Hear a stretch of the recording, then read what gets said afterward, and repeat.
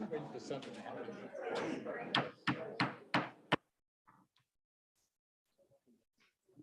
regular meeting of the Scarborough Planning Board for Monday, May 16th, 2022 will come to order. Please rise for the Pledge of Allegiance. I pledge allegiance to the United States of America and to the republic for which it stands, one nation, under God, indivisible, with liberty and justice for all.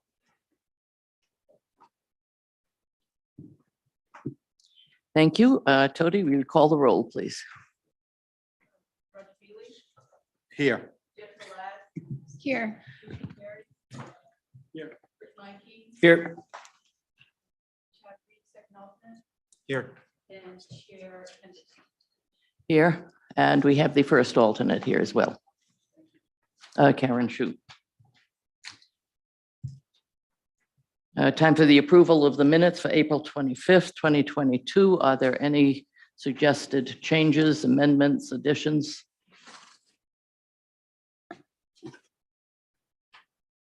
I make a motion to accept the minutes as written. Do I hear a second? Second. Second, made by Meinking, second by Beely. Please call the roll. Yes. Yes. Yes. Yes. Yes. Thank you. First item on the agenda, actually, I do want to make a note that the Riverbank LLC, item 9 on the agenda, that item has been tabled at the request of the applicant. Item number 5, Jake Brown, HVAC, requests a sketch plan review for development of a contractor business retail space at 754 US Route 1, Assessors Map U29, Lot 2. Eric? Thank you. So Jake Brown, as Rachel mentioned, HVAC is seeking a sketch plan review for establishment and construction of a contractor business and retail space at 754 US Route 1. The project would involve construction of a 2,016 square foot building with associated parking and stormwater infrastructure, which would support the HVAC business. Staff's comments mainly revolve around the size of the use, which is restricted to 1,000 square feet in the TVC3 zone, and potential expansion of the site in the future. These elements could impact the layout of the site and should be discussed with the applicant so it can address these items come a formal site plan submission. And with that, I turn it back to you, Madam Chair. Thank you. And for the applicant, please state your name. Good evening. My name is Austin Fagan. I'm here with BH2M representing JJ Brown Investments LLC. And thank you, Eric, for that introduction. Just to get ahead of this, would it be easier for me to go through the checklist items one by one and discuss them, or go through everything and then we can come back to them afterwards? We usually ask the applicant to give us their presentation without dictating how they want to approach it. Okay. So choose the way that you would like to approach it best. Works for me. Thank you. All right. So the proposed building is a 2,016 square foot building that will consist of 690 square feet of showroom, 366 square feet of office space, and 1,326 square feet of garage space for storage of equipment and work vehicles. The proposed project will be served by a well and on-site septic system. Just for clarification, on the sketch plan, we did show a proposed water line leading from over the Saco line onto the property. This plan was sent to Maine Water Company in order to gauge whether or not they could serve the project. They made it clear that they could if the applicant chose to extend the water main in Route 1 to the frontage of their property. And at this time, the applicants would like to propose a well, since that's more of a substantial infrastructure change than just a single drilled well. This project will require be required to meet the stormwater ordinance for the town of Scarborough. As you can see from the plan, we've provided a location for a stormwater BMP, which will most likely be an under drain soil filter. That will all be designed as part of the formal site plan submission. The applicants do have an existing site located at 695 US Route 1. And the reason for this proposed project is to completely move their business from where they are to here in order to expand their business and have room for what they currently need. So that's just a general introduction to the project. I'd like to go through the checklist of staff comments this time, just so we can work out any issues that there might be. So the first comment from the staff review stated that the retail sales and services are confined to 1,000 square feet in the TVC 3 zone. The proposed building consists of 690 square feet of showroom, 366 square feet of office space, and 1,326 square feet of garage space. We're taking this as in the showroom area is less than 1,000 square feet. Even though it's believed to be retail sales and services, this is more of just a staging area where clients can come in and see what it would look like to have the different units that they can purchase, and all sales are done separately from that. So just looking to get direction from the board on whether you think that this conforms to the zoning standard or if there might be some changes that are required for the building. Why don't you go through the whole checklist? Okay. And folks will make notes and we'll ask our questions when you're done. Sounds good to me. Thank you. The second item on the staff review memo was for whether or not the applicant will be moving completely from their existing location to the proposed site, or if they'll be working between the two. As I stated, the applicant is looking to completely move from their 695 US Route 1 location to the proposed site. The third bullet point in the staff review memo talks about having room for potential expansion of the site.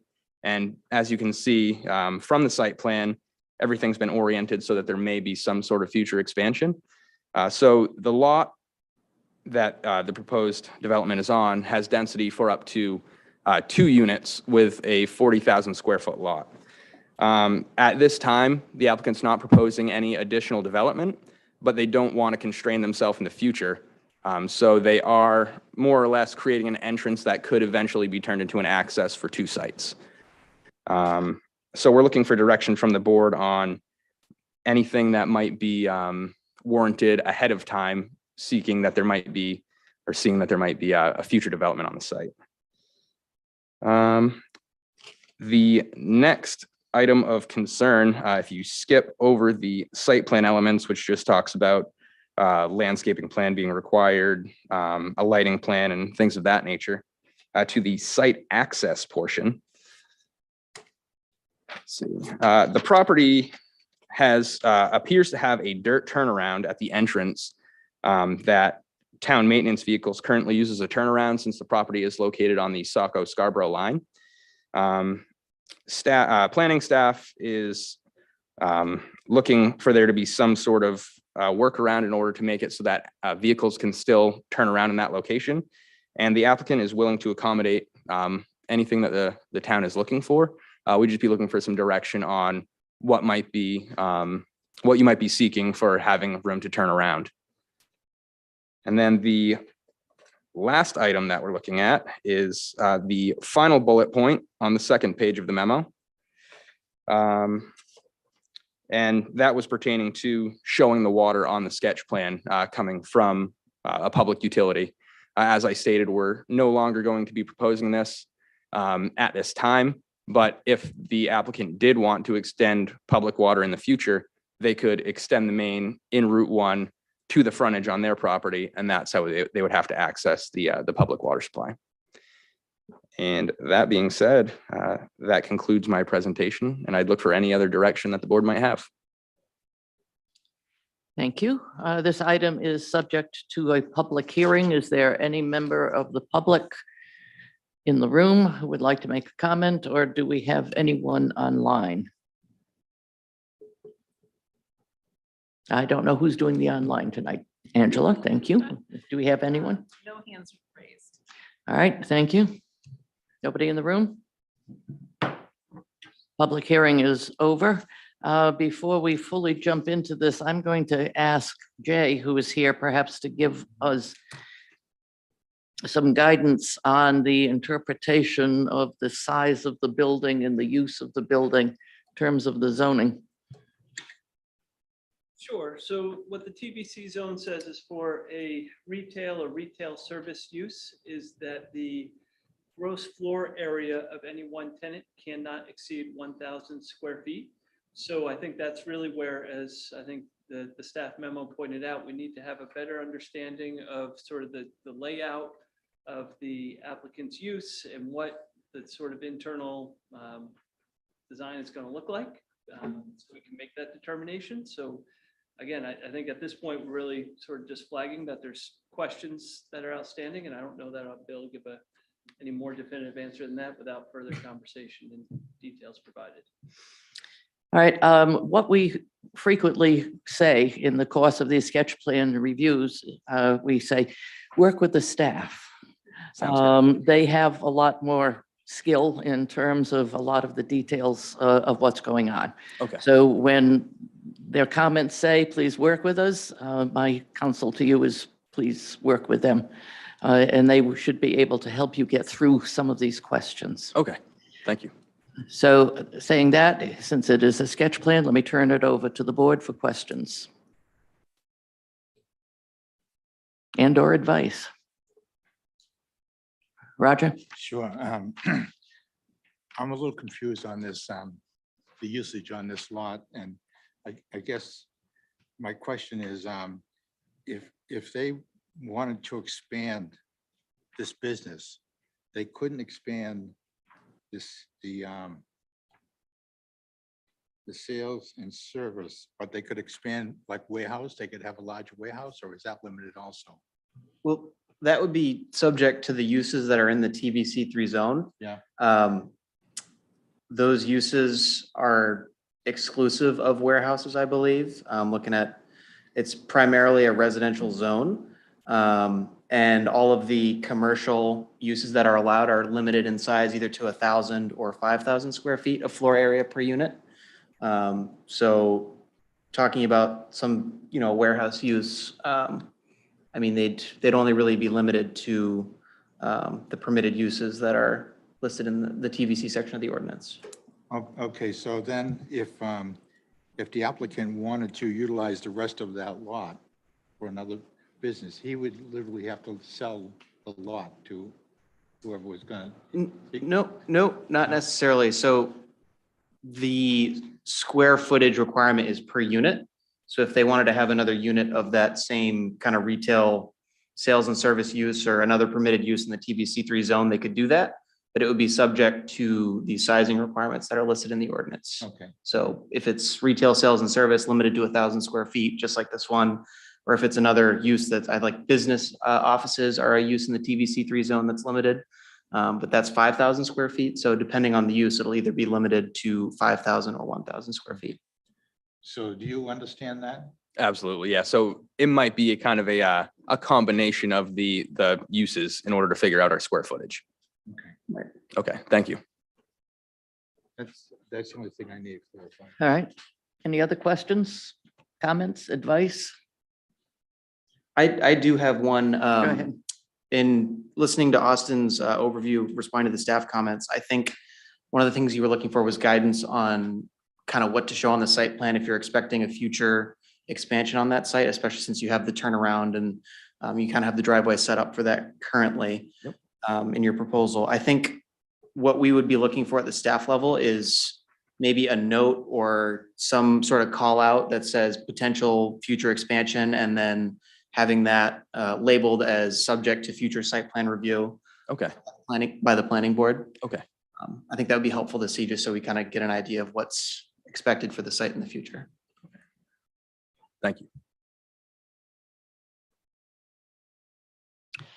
All right, I've got a couple of observations. One is that I notice in your wetland delineation, I assume that that location that has been specified in there is an error, Let's see. since it's located at 108 Wynn Road in Falmouth rather than, Route 1 in Scarborough. That is correct. That was a carryover from another delineation that was taking place, I believe.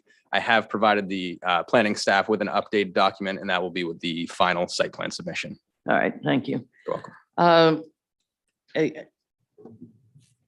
What we frequently run up against with commercial applicants is a question of storage of vehicles. So as you look through what you're going to be presenting to us, please take a hard look at the vehicle storage. Okay. Take a hard look at landscaping.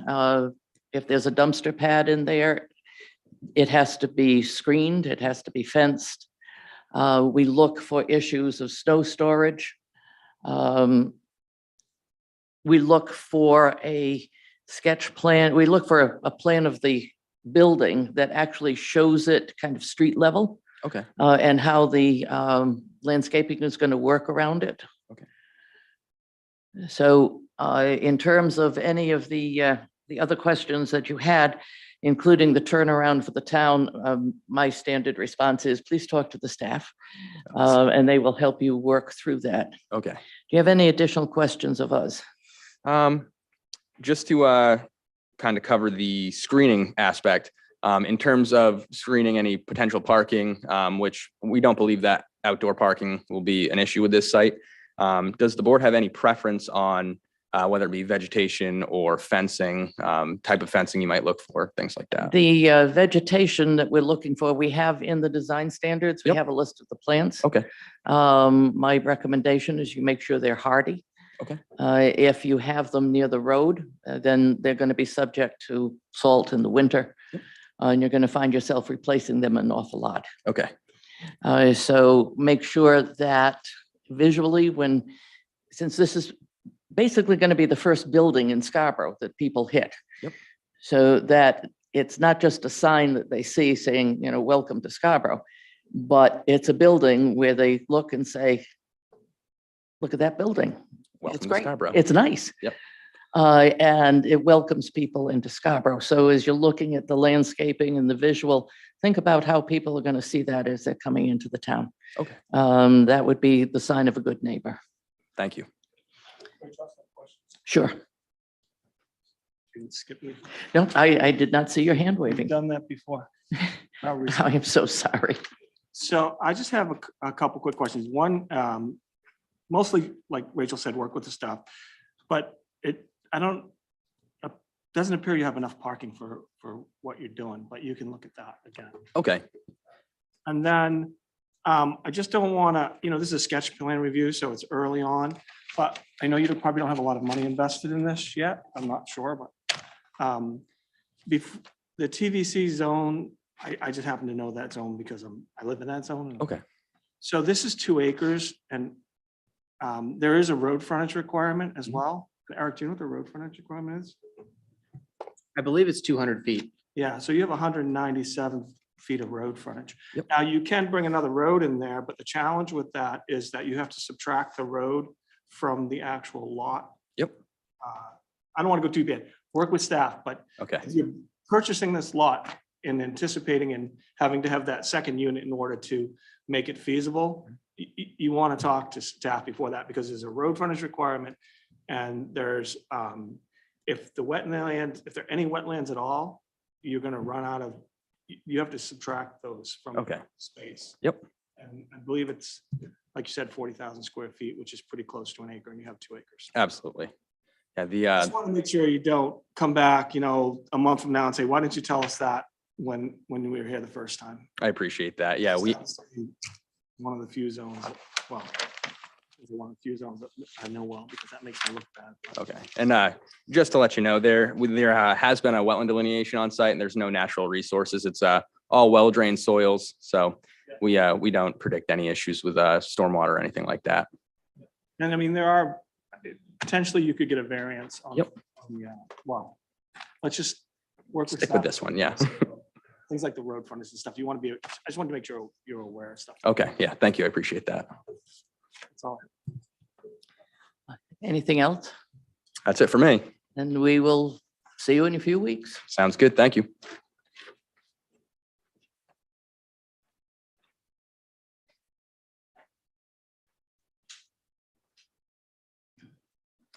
Item number 6, Evergreen Credit Union requests a sketch plan review for development of a bank with a drive-through at 617 Route 1, Assessors Map U31, Lot 43. Eric. Thank you. So Evergreen Credit Union is requesting a sketch plan review for establishment and construction of a bank with a drive-through at 617 Route 1. It would involve construction of a 3,156 square foot structure with 3 drive-through lanes, parking, and related site improvements. The proposal would also eliminate the existing curb cut and create a right-in, right-out entrance to facilitate traffic flows out onto and from Route 1. Staff's main concern is the safety of the entrance to the site, which we've discussed with the applicant and brought up to the board's attention.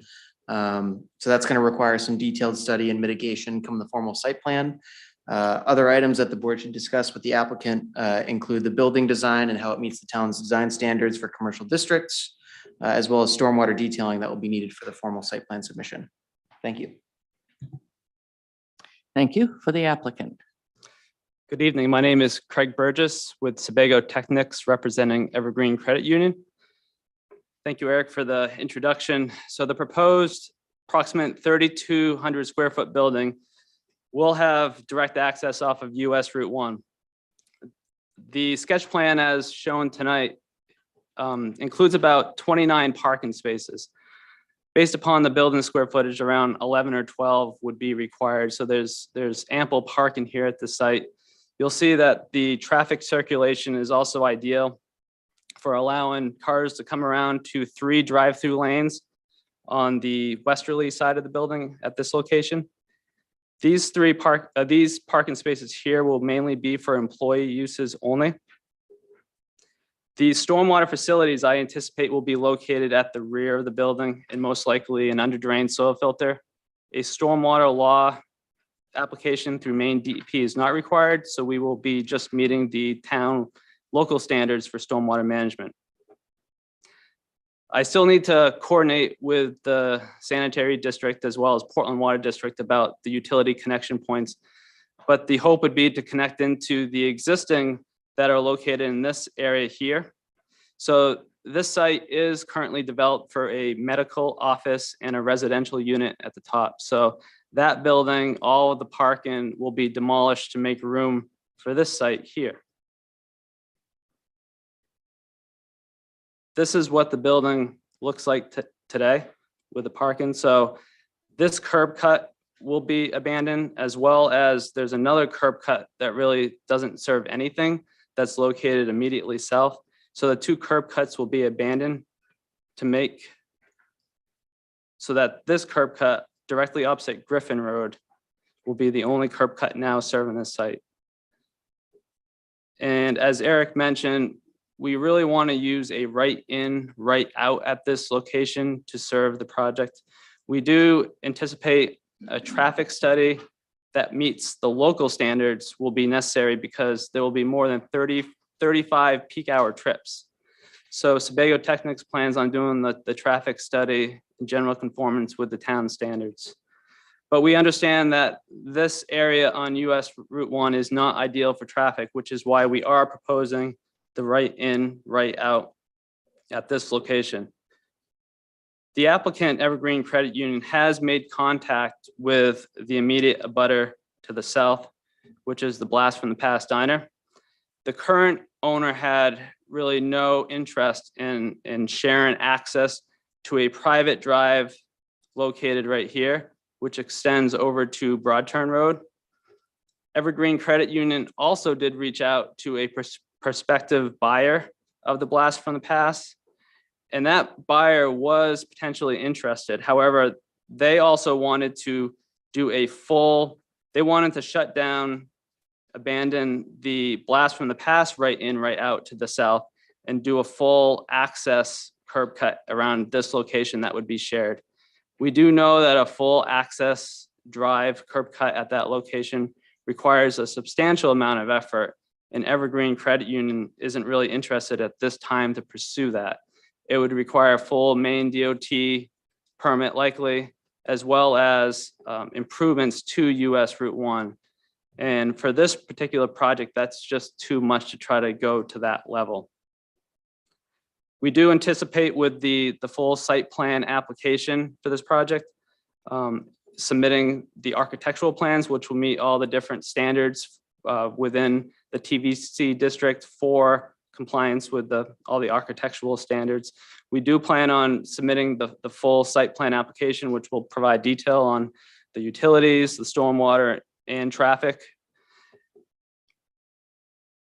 The right in, right out will be similar to this recently approved right in, right out at the Rosemont Bakery. We anticipate that it will be constructed with vertical granite curb, which direct traffic as sharp as we can onto Route 1. So it will be very similar to this. The right in, though, will be a little bit more defined so that traffic is really encouraged to take a right in and right out and not really make that left-hand turn. The road view at that location looks like this. So it's really this striped yellow line. It narrows up so that it's a standard double yellow line, and the approximate location of the curb cut to be located a little bit further down. So that there really isn't any room within the roadway to do any raised median. If the planning board would want to see some type of barricade or obstruction so that traffic can't make a left-hand turn, then we'll have to pursue that, working with the public works director, if that would even be a possibility at this location. But Sebago Technics intends to design that right out so that it turns onto Route 1 at the sharpest angle that's allowed to allow the driver to turn and look left. We did receive staff comments. Many of these staff comments will be addressed in the full site plan application. The dumpster pad will likely be located at the rear of the building near the employee parking area. So the design as it's shown on the sketch tonight may have to change just a little bit to make room for that dumpster pad. And I think I've touched upon a lot of these other ones. We do intend to provide pedestrian sidewalk through that right in, right out, and definitely provide a lot more information on the utility connection points. So with that, that's about all I have. I'm here to answer any questions you may have. Thanks. Thank you. This is an item that is subject to public comment. Do we have anyone in the room that would like to step forward, make a comment? Angela, do we have anyone online? No hands? Public comment period is over. Let me turn to the board. Rick? Yeah, in staff comments, it referred to a potential access from the entrance that goes into the diner from Broad Turn Road. And I don't know if you've already had discussions with that abutter or not, but has that been in consideration for an access in? Yeah, it definitely has. That was part of the conversations with the blast from the past. So the current owner didn't have interest in allowing access to that point there. None But at all. Okay. yeah, but there are conversations that are currently ongoing with a potential new owner, but he has a lot bigger ideas for this area, including the full the full curb cut that would allow for a left-hand turn out. I see. Okay, thanks. That's it. Jen? Couple questions. Along those lines, perhaps a question more for staff. What, not wanting, so obviously any sort of cross connection like that is outside of right of way, not the town's land or jurisdiction per se, but I'm curious what could we possibly do to be helpful and or encourage that type of coordination? I think asking the applicant to. Okay, talk- I mean, Continue the you've done it. conversation, Yeah. Yeah, we- I think one of the things I will say, one of the things that we try to do when these situations come up is we do try to secure easements where down the road, they might be feasible, but plan board can do that through this process, as you just noted, with an applicant who's before you and with a standard that talks about shared access. Sure. Where the other property, as you just point out, it's private property. We don't sort of have that authority to reach over and grab into there certainly, but Yeah. it's certainly worth, and it's encouraging that the applicant's already started that Yeah, conversation. But I'm afraid I don't have much Okay. better answer. at Yeah, this I was point. just looking for something helpful that we could potentially offer you. As part of our due diligence before this meeting, we did meet with Jay, Eric, and the town peer review for traffic. And they did discourage the right in, right out because of potential to turn left. Yeah. And we know that the planning board has had discussion about that. But here, it's for this use that's proposed, the bank with the 3 drive-through lanes. It's not ideal, but this would be the only way to get out of the site. Yeah. So my other question is, how does northbound traffic access the site? They're gonna have to find a way back to make that right in. Yeah. Okay.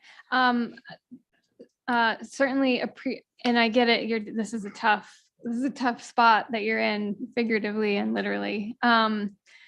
There's a lot of similarities, I feel like, to the proximity of this site to the Dunstan corner intersection there, with some of the access management challenges that we are now trying to help mitigate in places like Oak Hill, among others.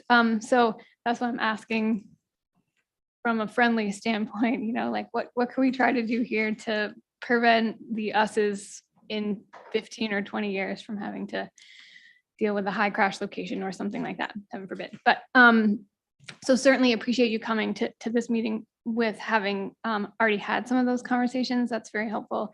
And also citing even that right in, right out opposite Griffin Road, if you can't, I think that's ideal, at least from a starting point. With that controlled access point, I would have concerns about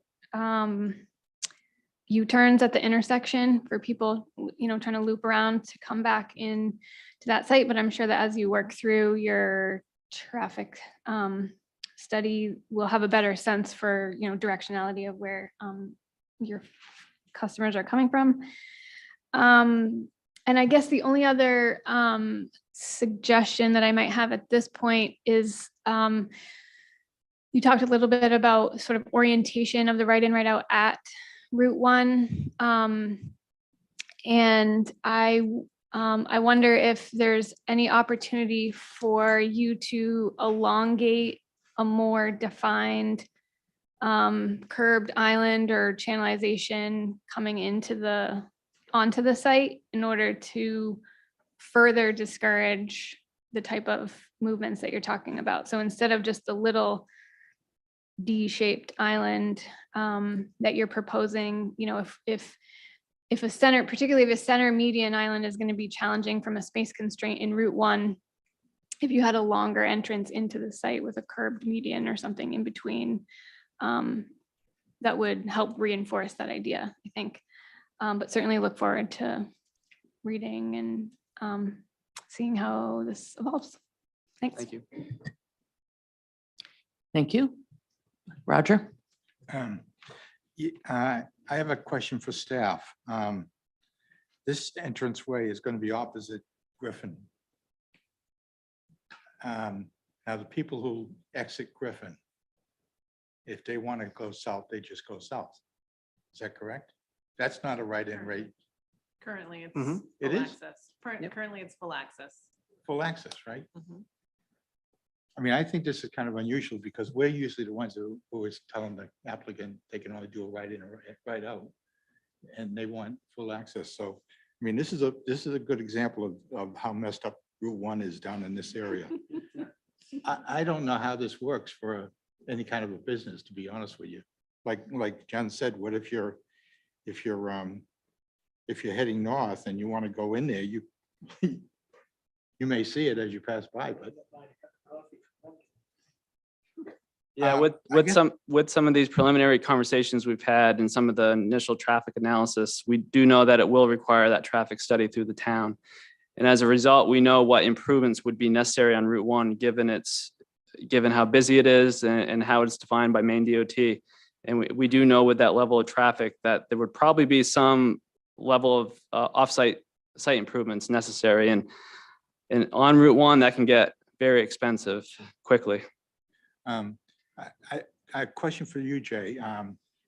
When the diner were you around when the diner was being built? I was not, I came in shortly thereafter. Because it seems, I seem to recall there was quite a bit of discussions about that road going onto Broad Turn.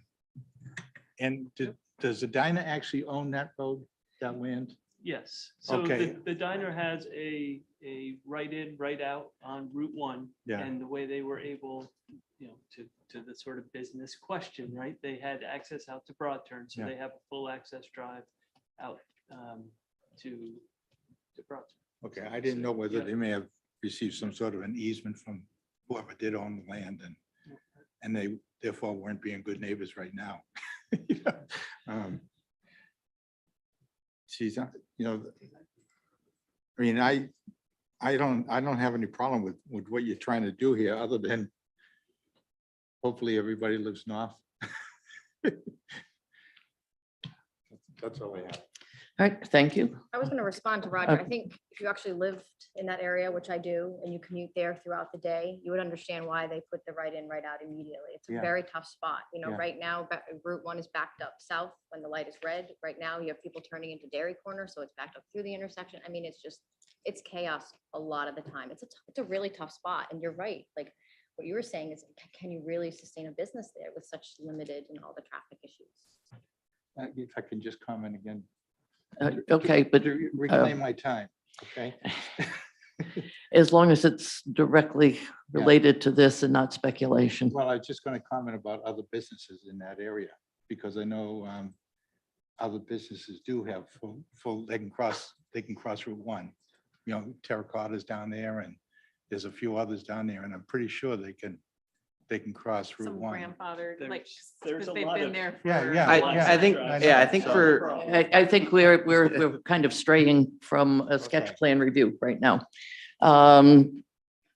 This end, I don't mean to, ignore you folks, but Rick, I certainly do not want to ignore you. Go ahead. Thank you very much. Actually, everybody on that side did such a great job of asking questions. I have no questions for the applicant. I think based on the number of times I go to Evergreen Credit Union, that's my credit union. I think you'll be good there. Thanks. Karen or Chad? I guess as far as the sidewalks go, if there's any thought towards any pedestrian linkage there to get you actually into the site. Yeah, as part of the full site plan package, we will connect the internal walkways with this walkway along Route 1.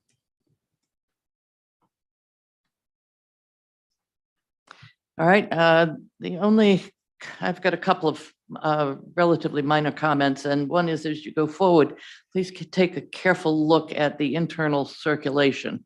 I notice there are places where you have a single direction, and then all of a sudden it's two-way traffic. So you're going to need to be very careful of the signage, otherwise you're going to find people bumping into each other in a very bad way. And that is at the front parking lot, lot where all of a sudden becomes one way. And after the drive-throughs, which is one way, and then all of a sudden it's two ways. So take a look at how you're going to handle that or how you're going to sign that. The other thing that I would like to know when you put in your submission is what's happening to the rest of the property. What we see here, it's kind of blank green, and I understand that this is a sketch plan, but we'll be looking at how you're going to treat that expanse in terms of landscaping or naturalization or using some sort of meadow flowers, lawn area, whatever it is. Make sure that you really account for what you're going to do with the whole site. Okay. Right? Do you have any questions of us? No, I do want to let the board know that we are continuing that conversation with the abutter. The hope would be that we do have some access to that private But as of now, we'll plan on moving forward with the right in, right out unless something does change. Thank you. Thank you very much. Thank you. See you in a few weeks.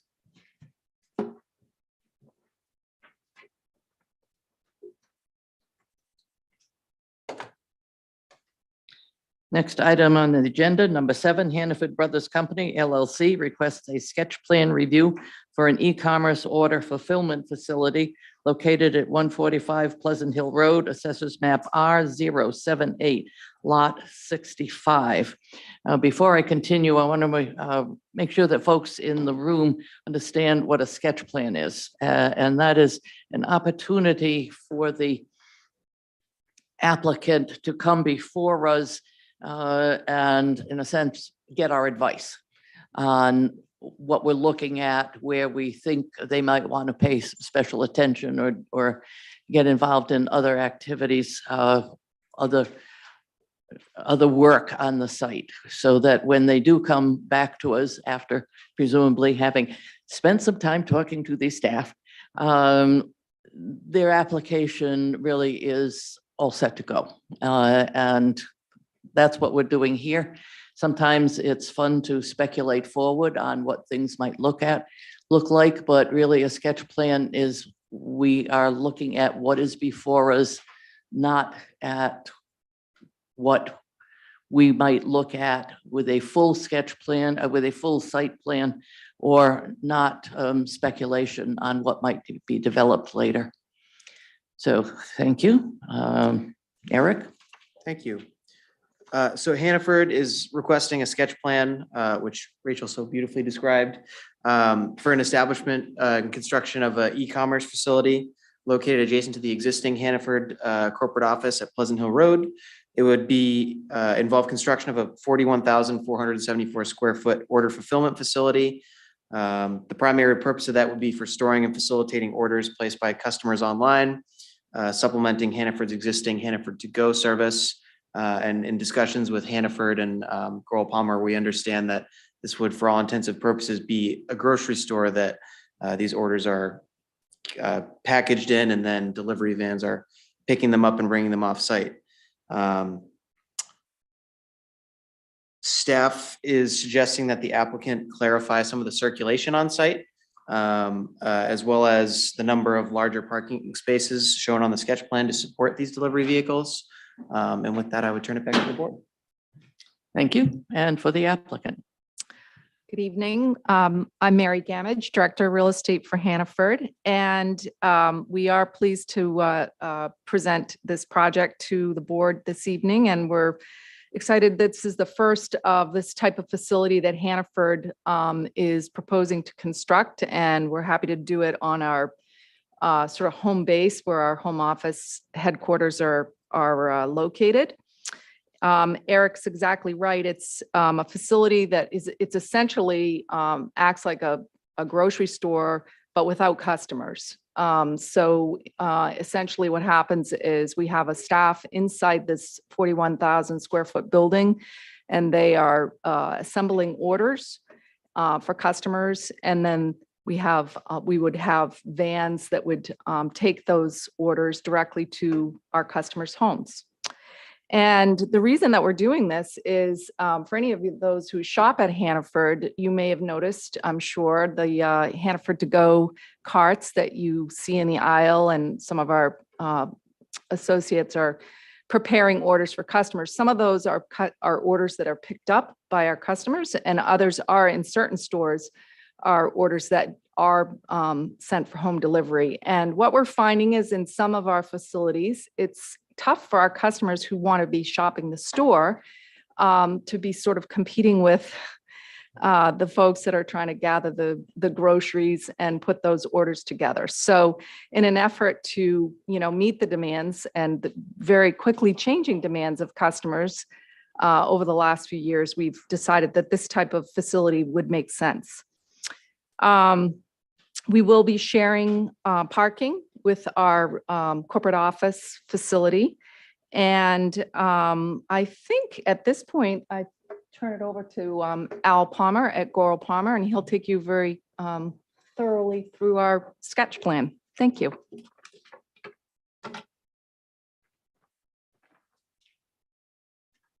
Thank you, Mary.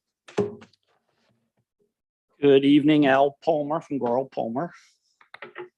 Okay, with the-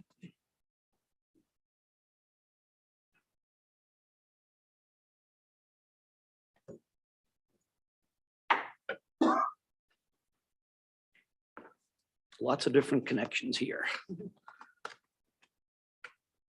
All right, Al Palmer from Gorham Palmer, as Mary indicated, on behalf of Hannaford.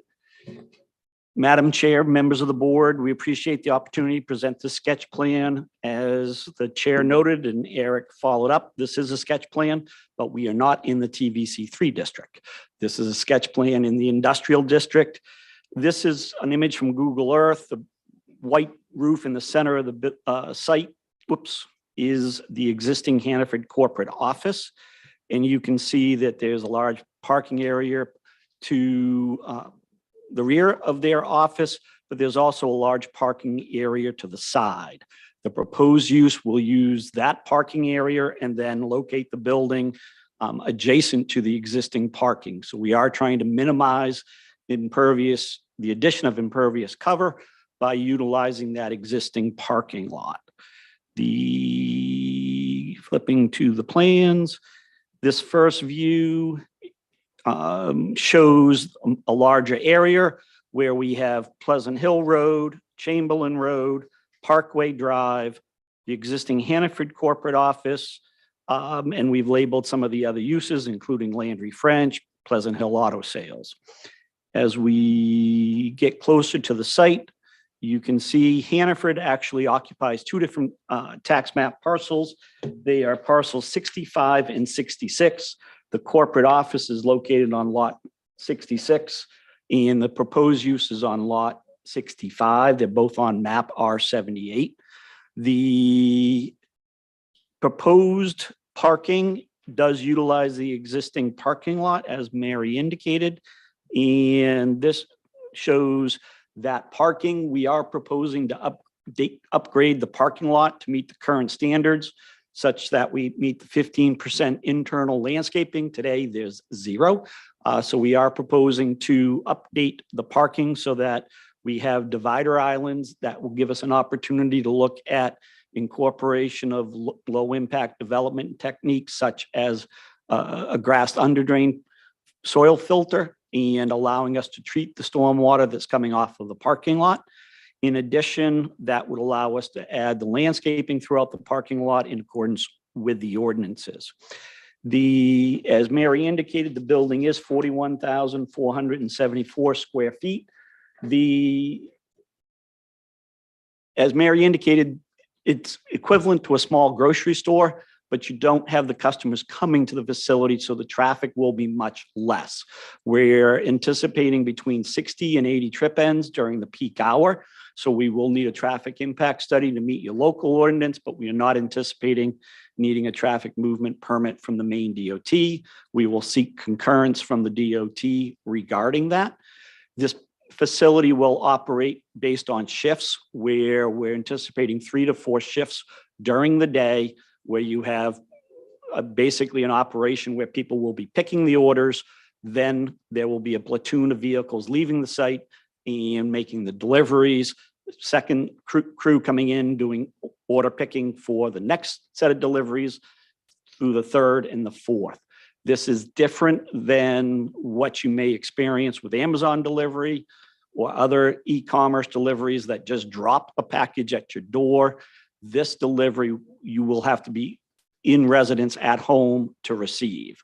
So the timing of those deliveries obviously are based on when people are going to be available for that, but we are looking at 4 shifts during the day. That helps reduce the amount of traffic, and actually is a travel demand management tool that will reduce the amount of traffic that would be generated.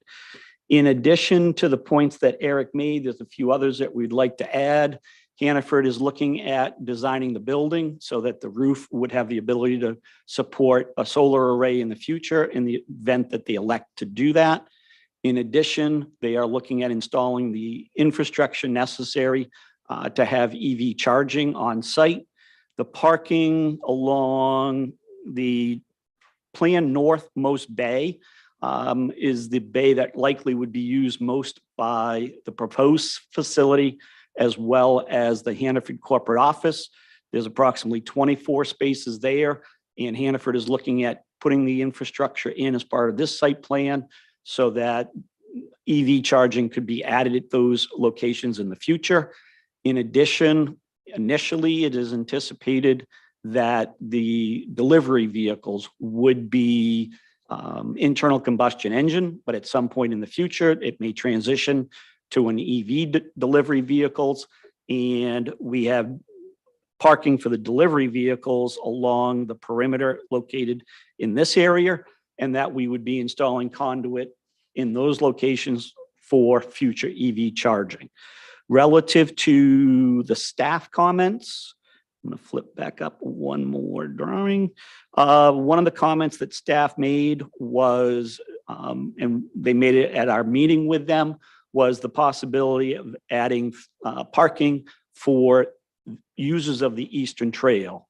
The Eastern Trail comes down through the CMP right-of-way that's adjacent to the Hannaford corporate office, and Hannaford has agreed, and we will show on the next site plan, 3 parking spaces basically at the bottom edge of the parking closest to Parkway Drive that would be signed and for use for individuals that would want to use the Eastern Trail.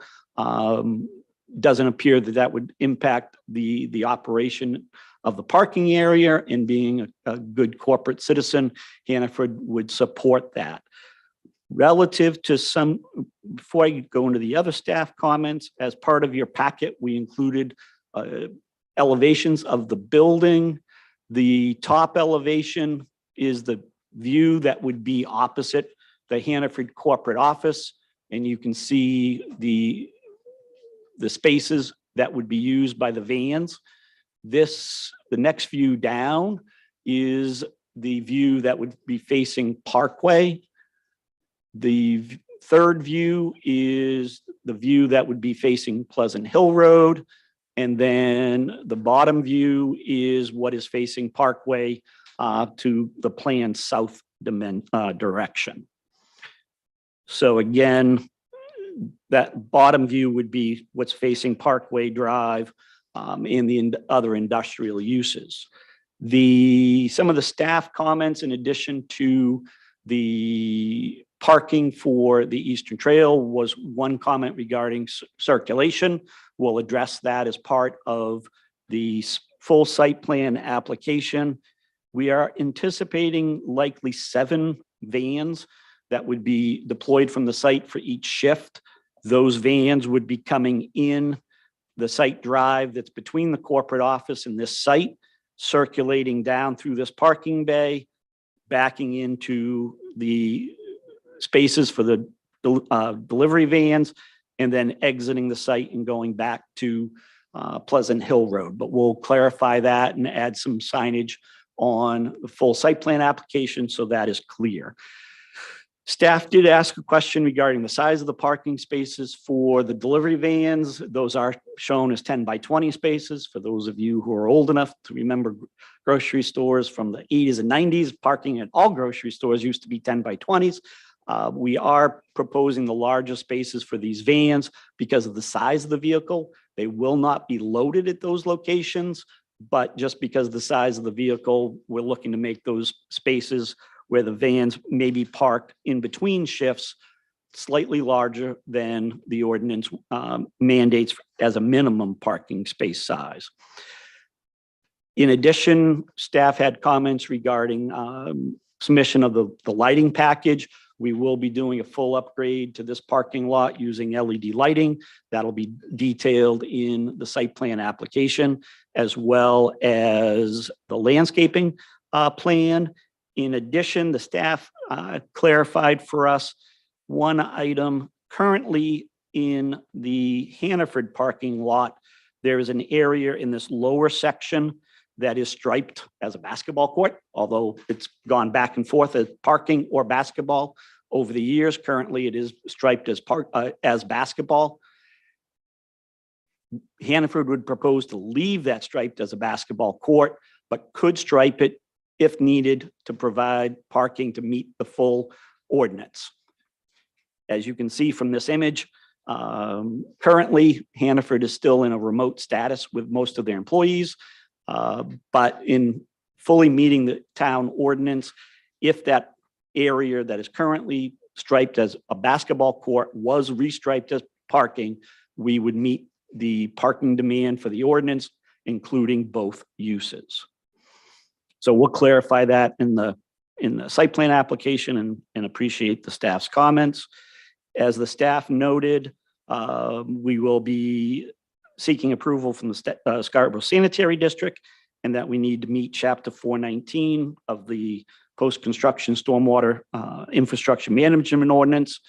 Because of the size of the project, we're also going to need to meet Chapter 500, and we'll be seeking to have the town, as part of the site plan, do the, under municipal capacity, do the delegated site location review. With that, we'd be happy to answer any questions. Thank you. Thank you.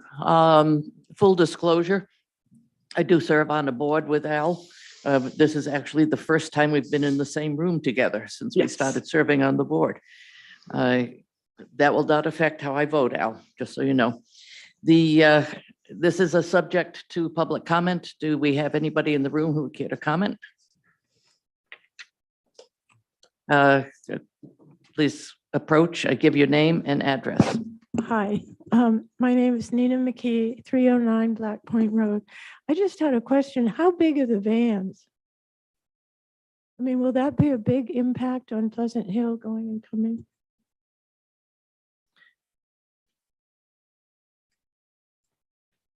The vans would be, we can provide a drawing as part of the full site plan. They're basically a single unit, small delivery van.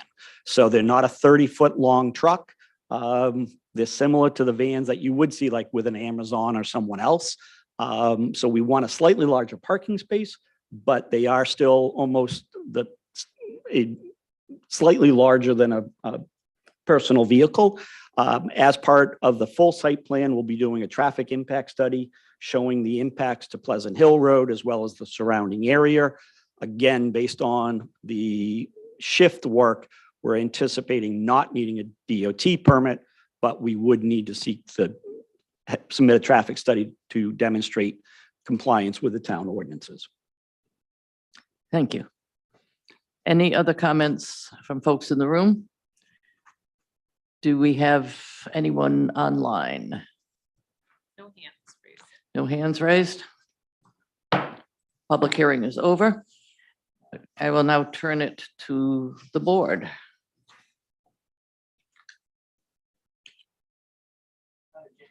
Jen? I have a couple things.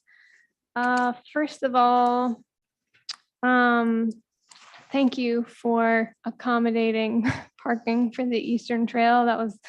I know that's not central to what you're doing here, but that was a comment I appreciated by staff, and to hear at this point that that's something that you're willing to accommodate, I think is great. Hats off to you for that. And I think as a community, we're all looking forward to that facility coming online. So that's that. And then a couple questions about your design program here. Aside from, I had the same question about the delivery van. So thank you for asking that. I'm also curious about what, and you can obviously provide this in future submissions as well, but curious about what other design vehicles you'll be accommodating. So understanding that deliveries will be sent out of this facility in sort of a single-use typical van, but will you be having larger tractor trailer trucks coming to stock this facility, or refrigeration units, things like that? Just trying to get a better understanding of what and how big the vehicles will be coming in and out of here.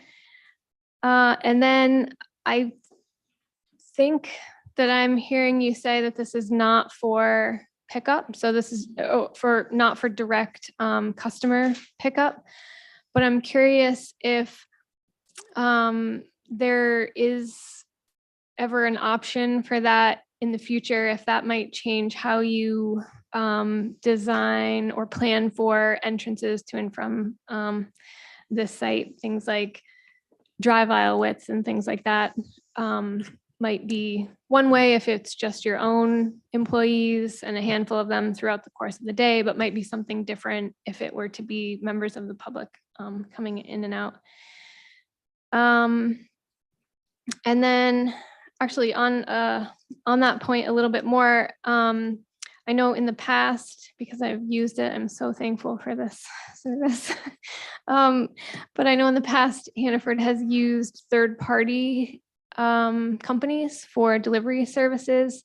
And so I'm curious if this facility will continue to use third-party drivers or if those staff will be actual Hannaford employees. And this question kind of comes a little bit more from like a training and information standpoint. So I don't know a lot about how those third-party companies work, but I'm guessing anyone can sort of offer to pick up and deliver versus if daily delivery drivers were your own employees, there would be a certain element of training and encouragement, for example, to use the Parkway Drive access as opposed to the Pleasant Hill Road driveway, or however you prefer to see those trips coming in and out of the site. And then I guess lastly, I would look in future submissions for some more detail on why the larger spaces for sort of, passenger or single unit vehicles, particularly if they're not being loaded in those parking areas, if there's a separate loading area.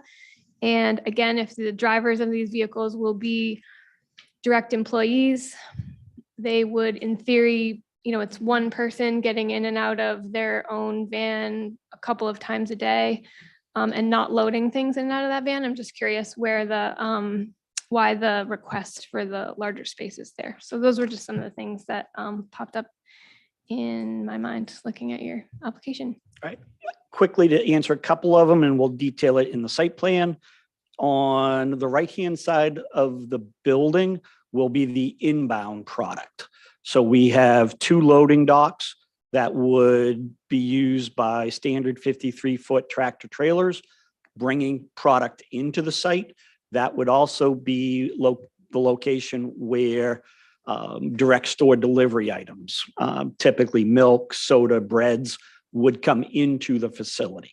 So inbound traffic, as you're viewing the plan, would be on the right-hand side. The outbound product going through the delivery vans would be on the left-hand side. Again,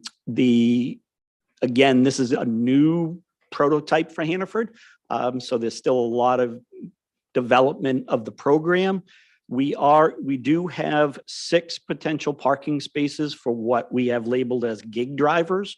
That could be DoorDash, it could be Uber Eats, or anybody that, if a customer elected to have that type of a delivery versus the Hannaford delivery. The 7 delivery vehicles that would be platooned out of the site would be Hannaford employees.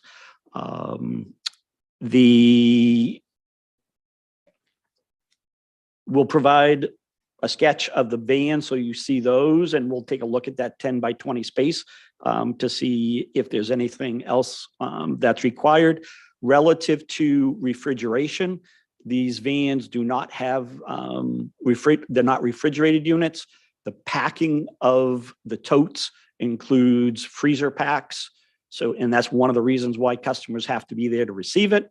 So there is no refrigeration in these vans. There's no running of those vans for refrigeration or things like that. But we'll highlight all of that in the site plan application. Thank you.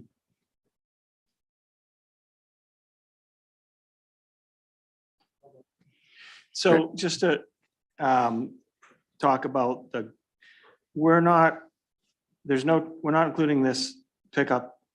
It says right here, customers will not pick up their orders at this facility. Correct. And you said that a couple of times, but just so that we're clear on drive aisles and stuff like that, this is a sketch plan review. specifically says customers will not pick up their orders at this facility. It changes everything as far as I'm concerned, whether or not I approve this, if we even discuss that. So that's off the table. We're not talking drive aisles and stuff, just so I'm not voting for it, okay? So you can have your vans come in, pick it up, do what they need to do. But even the Grubhub and all that stuff, you know, I fight with those. Those aren't always, I think it should be your vans only anyway, if you're expecting me to vote in favor of it, okay? And then the only other comment I have at the sketch plan review, which is a very preliminary thing. I know you come back with sketch plans, so I don't want to take everybody's time talking about stuff that isn't related to sketch plans. Is you don't show any generators here, and you are very close to a residential area. So if you do have generators, keep in mind, you know, the placement of those. And I'm sure you've done this a few times, so you realize wherever you put those generators, if you're going to have generators, they need to be put in the right place. They need to have a wall around them most likely, and they most likely will need silencers or something to that effect. Okay. So at sketch plan review, this is all I have. I'll probably have more at sketch plan. Thank you. Nothing. Okay, I've got, my colleagues have actually asked most of the questions that I had. I do have a matter of curiosity, I guess, and that is why the employees and the Hannaford's van are not using the Chamberlain Road as the major access, and instead are driving through or down past the corporate building and then back out to Pleasant. We're anticipating that the inbound trucks would use Chamberlain and Parkway to come in because they want to access that side of the building, as the vans are on the left side of the building. We're anticipating that most of that traffic would come in between the corporate office and this building. Again, it's something that Hannaford would be working with their drivers to facilitate. There's actually a significant amount of artificial intelligence in the picking of the items, the delivery routes, and how the facility operates. Again, we're still looking at the traffic. A significant portion of the traffic will be going Pleasant Hill Road to Route 1. Some of it may be going Pleasant Hill Road to go to South Portland. But those vehicles may use both access points, but we're anticipating the majority would use the existing driveway.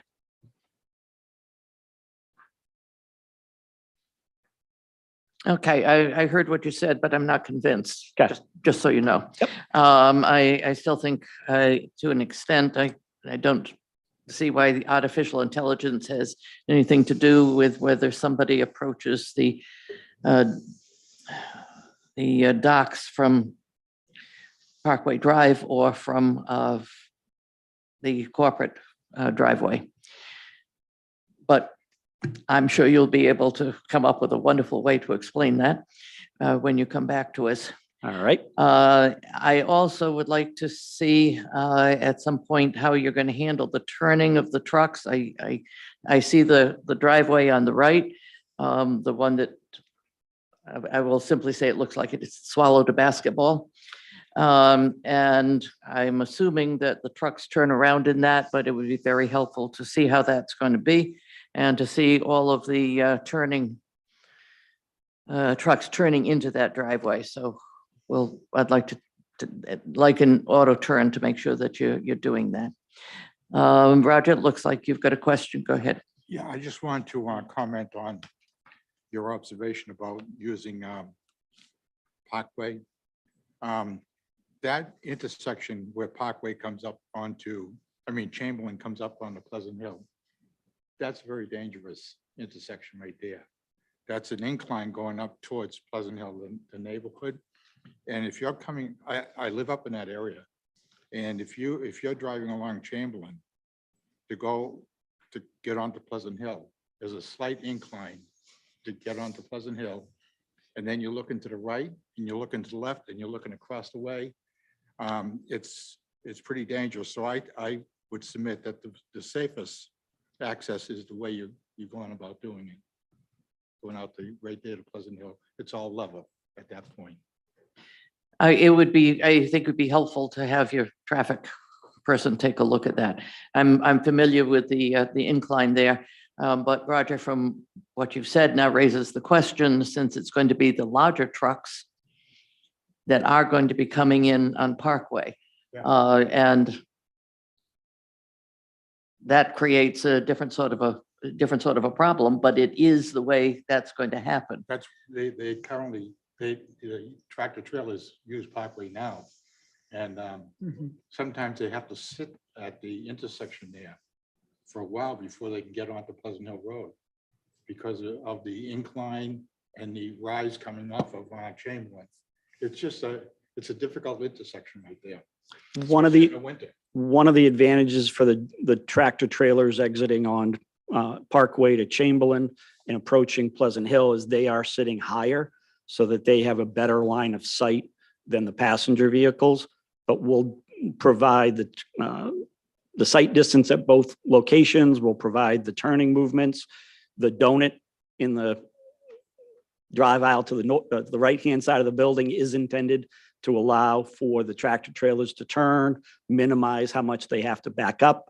We've done those auto turns and we'll include those in the packet as well as the delivery vehicle turning movements. But we appreciate those comments. All right, thank you. Do you have any questions of us? No, ma'am. Madam Chair? Sorry, Rick Meinking. Yes, I just was looking down from the Google and it looks like you have raised beds in the area where the building's going. I'm assuming those are probably employee gardens that do that. What are you going to do with those? That is something that Hannaford is looking at, is whether we're going to relocate those on site or if they're going to be discontinued.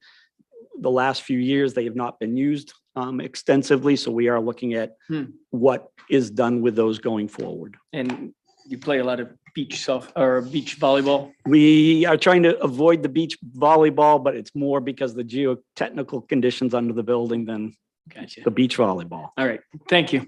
Thank you. All right, thank you. Since there are no more questions and you have none for us, we'll see you in a few weeks. All right. Thank you.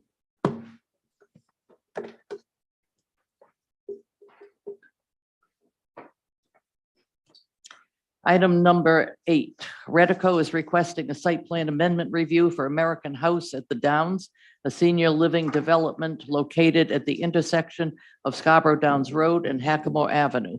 The parcel is further identified as Assessors Map R55, Lot 34. Eric. Thank you.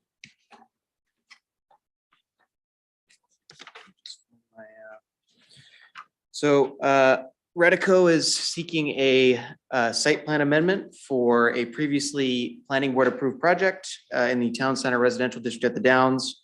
The project would change the approved architecture of the senior care facility to include peaked roofs and other features, but maintain the approved building and site layout. The property is located at the intersection of Scarborough Downs Road and Hackamore Avenue. Staff is comfortable with the materials provided by the applicant and has drafted a motion of approval for the board's consideration. And with that, I will turn it back to you, Madam Chair. Thank you. And I will turn it over to the applicant. Good evening, planning board members. My name is Alan Coy. I'm representing the developer and operator, Redico and American House. I just have a couple of brief updates for you, and I was going to do a side-by-side comparison of different views that to kind of outline what has changed. So upcoming, since we have seen, I believe it was in October that this was originally approved. We have continued with our construction documents, and we intend on submitting for our building permit in July of this year. And because of the subsurface conditions at the site, we plan on doing a little bit of an early start and preparing that so we can start foundations when we get our building permit. The construction timeframe for the project is 24 months. So we're looking at a late 2024 occupancy. So I'll get into the elevation comparisons. This is the overall entry view looking from the corner of Scarborough Downs and Hackamore. If you look at this corner, there's a legend, a little key on each page that shows where the views are taken from. And this is the footprint of the building. So all these changes really came about through our design development phase. We started ordering samples and really tried to nail down material specifications and manufacturers. And in short, our ownership group was just never really satisfied with how everything was coming together, mostly because of the vertical cedar wood siding that was previously anticipated.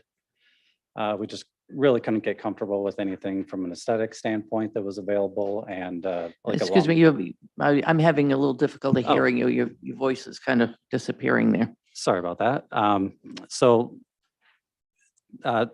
What really instigated the change was we couldn't get satisfied with the materials when we were putting together our mock-up. And that was really based on the vertical wood siding and the maintenance required and just the products that were available out there. We couldn't get satisfied aesthetically. So we were challenged to take a step back and look at the rest of the surrounding context. So we've studied kind of all the buildings that have been developed throughout the master development with the hayloft apartments, mill commons, and everything else that Crossroads has done throughout the downs that just looks spectacular, and have come back with this revised design. I'll just jump right in. This is the main entry. So in general, the architecture, the footprint, the massing has essentially stayed the same. And we really just applied different materials and the roof lines have changed slightly as well. So this is the main entry. And this is a corner along Scarborough Downs. So you can see this is the proposed design, much more representative and bears more semblance to the rest of the architecture in the master development. This is a view of the north elevation, standing in which will eventually be the town center area once that's developed. Oops. This is a closer look at that north elevation. Inside this area on the ground floor is the dining, commercial kitchen, different common space activities. This is a view looking southwest. So this is the loading area and interior courtyards in the distance. And this last page is the view from Hackamore. So again, this is another interior courtyard. Obviously, the landscaping is not shown in these for just general view of the building. I also included the previously approved site plan and the straight elevations of the new proposed design. So those are all the materials I have to share. Happy to answer any questions or. Thank you. This is an item that's subject to public comment. Is there anyone in the room who would care to comment? Nina? Well, please stop me if I'm not appropriate. But how many more units are in the new design? There's no change in units. But it looks like a lot more windows. No, No more units. it's the same size. Okay, let's, Nina, if you could address your question through me, and then I'll ask the respondent to reply when you're when you finish. So if you have a series of questions, just ask the series. Thank you. I've never been to the planning board before, and I have to just quickly say, I'm very impressed. You guys are incredible. Truly, thank you very, very much. I never realized what detail and how difficult this job is, really. So what I say, please take with a grain of salt, okay? Because I'm so concerned about growth. So I'm sort of here to, and this relates to you. That relates to the Downs.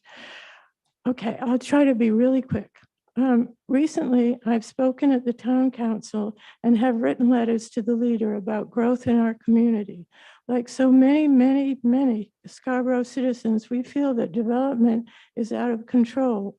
In spite of our pleas. Nina, I'm going to No. stop you. And I apologize, but this is a project that's already passed. It's already been approved. Okay, well, So it's already going to be built. The question, it is a senior assisted living and memory care. And they have asked for a change in the architecture. So that's what's on the table right Okay. now is the architecture change. And thank you for your indulgence. So that means there's no additional, I mean, the original plan said a certain amount of units, and so there are no more units in the new plan, right? They have not asked for any additional units. Okay, thank you. Any more traffic we get in this community, it's really sad. So, okay, well, I hope I'll be able to come up here one more time. Is that all right? Yes. Okay. I bet I know what one it is, but yes. Okay. But please keep in mind what I said at the beginning. There are some things that we don't go beyond. We go with what is in front of us, Okay. not with what may. And not what my venting, not my, okay. That's not a problem, Nina. Okay, thank you. All right. I really appreciate it. Thank you so much. You're welcome. And I believe the whole board thanks you for your kind comments about us. Thank you. Would you care to? Yeah, I'll confirm there are no change in unit quantity for the proposed design. All right, thank you. Anybody else in the room with a comment? Do we have anyone online? No hands. In that case, public comment period is over, and I'll turn this over to the board. Roger? Yeah, I have no problem with what you're doing, architecturally changing everything. I just wanted clarification though. I think I heard in a previous meeting that are you doing preloading? We were planning on doing preloading starting in the month of April. Because we didn't need to start it quite so soon, our ownership group has made the decision to just press pause on that and start it when we need to start it. So we can roll from the preload and the surcharging activities straight into construction and not have a period of downtime there. Okay, so that's going to be in August? We're planning July if all possible. Yeah. Thank you. Anyone? Jen? I just have a question without actually scaling off. Can you confirm that the building height is remaining the same? I think it's probably a little bit of an optical illusion, but some of the proposed renderings that you have just kind of make it look like it's a little bit taller. And so I'm just curious about that high peak elevation, if that's the same as what was approved before. Yeah, there's nothing higher than what was before. Okay. There are several areas that came down in height. Okay. And actually one of the largest benefits to what we did with these changes was where the roof lines came together, they created some flat roof areas. And as we got into, again, the design development phase with our mechanical systems, the condensers that we're using on this project are not the typical 3x3x3 condensing units. They end up being closer to 7.5 feet tall and 4 foot wide by, I think, 3.5 foot wide. So we were able to get those out of the landscape and up onto the high roof. So in these mechanical wells, so they're completely out of sight. So that was actually a benefit to this whole exercise. And that's what what you're proposing tonight allows that change. That's what you're saying. That's right. Yeah. Okay. Yeah, not being architecturally trained. I particularly appreciate the side by sides. I think that's really helpful in bringing us along, with what your team has probably been going back and forth on. And I think just sort of overall, the aesthetic of what's a pretty large building seems a bit more cohesive and coordinated to me than some of the views previously. So that's all that I have. Thank you. Thank you. Rick Meinking. Yeah, I made the same observation, and I think I know why you did that with VRF system. And so I think those alterations that you've done with the architecture will allow those to go in nicely and be screened enough so that it's not seen. Mhm. And because those units are so quiet anyway, it's not going to be an issue. Nice work. Thank you. Thank you. Down this end. Chad. No, certainly appreciate the effort here, and it does appear that it's more responsive to the neighboring development. Thank you. Thank you.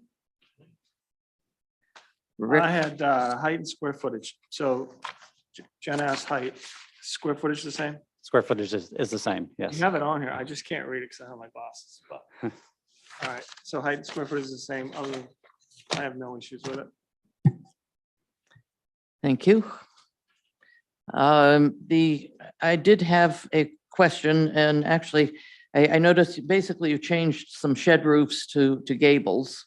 I did notice in a couple of places, and that may have been what spurred Ms. McKee's question, that there was a couple of rows of windows on the third floor that weren't there before. So I think you answered the question because before I asked it, and my question actually were those added for light or for additional rooms? And you've indicated there were no additional rooms. That's So correct. that's lightening up the halls. Is that? That's correct. That's what it does? Okay. Yeah, I believe you're speaking to this difference right here, and it's just on this elevation, that row and this row. You can Okay, see yep. this- Yeah. Yeah. So there's more siding, less roof essentially on the Okay. overall project. And more light inside the building? Yes. All right. Thank you. If there are no more questions.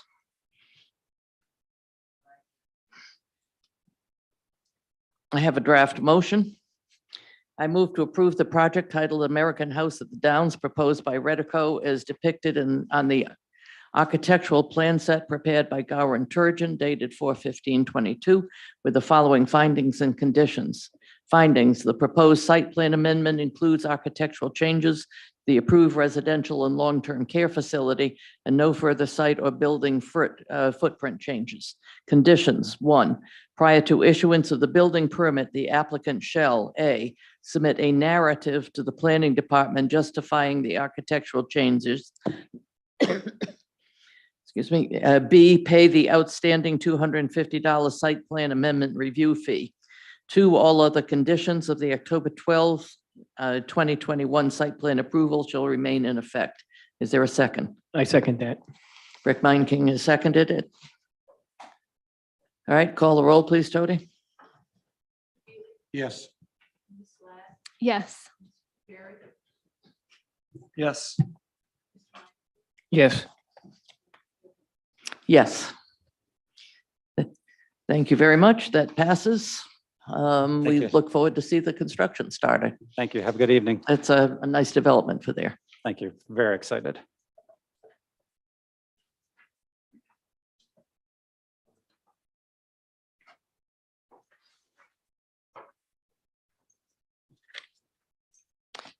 Item number 10, Second Parish Orthodox Presbyterian Church requests a site plan amendment for a proposed building expansion at 368 Gorham Road, Assessors Map R19, Lot 21. Eric.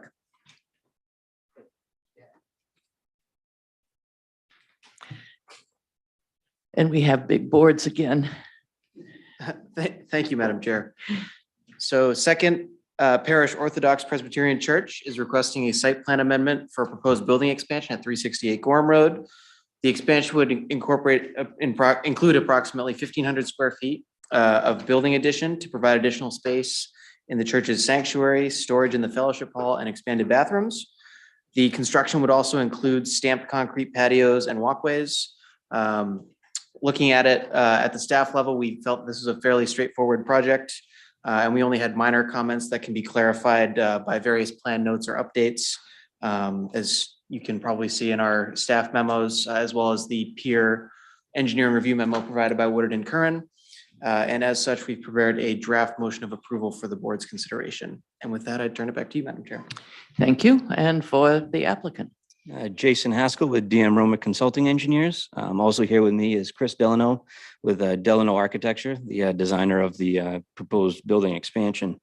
The property is currently 5 acres. It's a rural farming district containing the existing church with the paved driveways and parking areas. It was built in between 1999 and 2000. It was by South Coast Community Church and was permitted through the town as a site plan.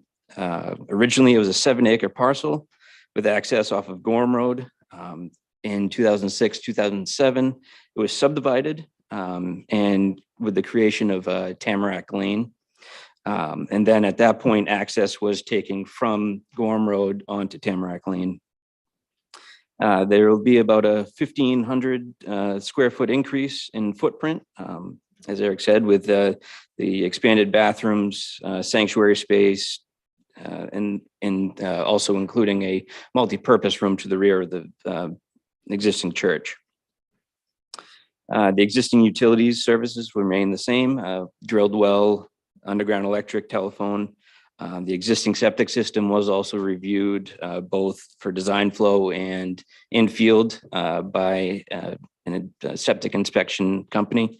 And they said it was so clean, they thought it was blessed by God. So it was definitely good news to hear. The church has an existing sprinkler system, which will be utilized in the post-construction, but is currently being reviewed by the state fire marshal. There is an existing tank for the fire suppression system that will need to be replaced, but unfortunately, we don't have any records at this time of how large that system is. But what will happen is before construction, we'll go in, make sure exactly what was installed by excavating it out, and then we'll replace it in kind on the facility, on the property. Even with the expansion of the church, there's no parking expansion required, as there's currently sufficient parking for the use based on the town standards. Since the project already had a stormwater permit from DEP, we need to get an amendment, which we've received. We filed and received final approval. As Eric said, we have received some comments from staff and from the peer review, some related to stormwater, but and also related to the HVAC equipment. There's currently 3 HVAC piece of equipment along the eastern side of the building. The original plan was to relocate those on the site, but based on the most current architectural plans, those will remain in place. So that was one of the comments that the town staff had. We hope that with a little coordination with town staff, we hope we give you the ability to give us the approval with conditions, and we're here to answer any of your questions. Thank you. Thank you. This is an item that's subject to public comment. Is there anyone in the room who would like to make a comment? Do we have anyone online? Angela?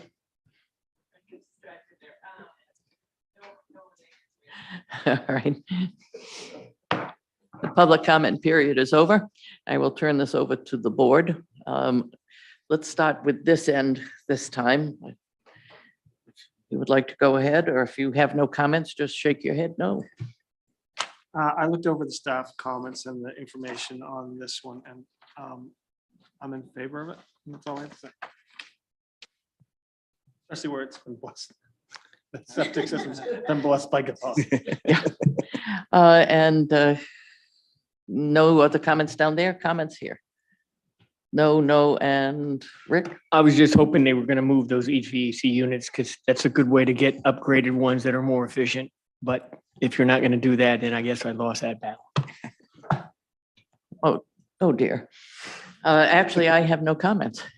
So I do have a draft motion.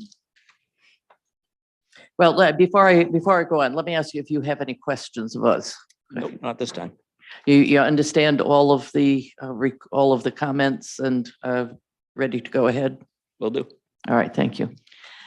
A draft motion, I move to approve the project titled Church Renovation and Expansion proposed by Second Parish Orthodox Presbyterian Church as depicted on the plan set prepared by DM Roma dated 4/25/22 with the following findings and conditions. Findings, the proposed site plan amendment includes a building expansion for the existing church at 368 Gorham Road. The project would include a 1,562 square foot building addition to provide additional space for the sanctuary, storage in the fellowship hall, and expanded bathrooms. The construction would also include stamped concrete patios and walkways. The planning board has reviewed the application and supporting documentation and finds that the proposed design of the site plan adequately addresses the site plan review and zoning ordinance requirements for site utilization and layout, access, internal vehicular movement, parking, pedestrian ways, landscaping, stormwater management, lighting, architecture, signage, utilities, and storage. Conditions. 1, prior to issuance of the building permit, the applicant shall A, revise plan sets and narrative materials to address comments in the staff memo dated 5/16/22. B, revise plan sets and narrative materials to address comments in the Woodard and Curran memo dated 5/13/22. C, pay the traffic impact fees totaling $1,466.37.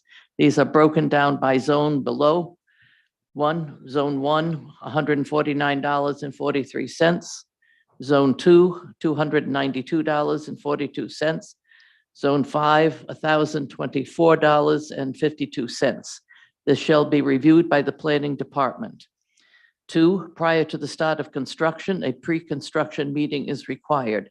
The meeting shall include appropriate town staff, the developer, and their site contractor, and is to be coordinated through the planning department. Is there a second? I'll second. I think I was quicker on the button. No, Rick DuPerry is the seconder. Dodie, please call the roll. Yes. Yes. Yes. Yes. Yes, Thank you very much. thank you.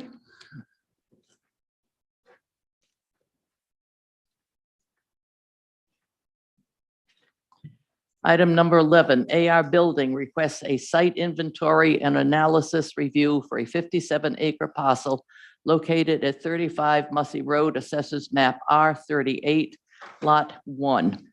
This is one where I'm going to make a preliminary comment to remind people that what we are looking at and all we are looking at is the site analysis and review, site inventory and analysis review. While there is additional information on the application that is before us, showing what might come in the future that is not subject to discussion at this time, we are limited to what is in front of us, which is the site inventory and analysis review. Eric? Thank you, Madam Chair. So AR Building is in front of the planning board with a site inventory and analysis for a 57-acre parcel located at 35 Mussey Road. The site inventory and analysis, as Rachel had mentioned, is the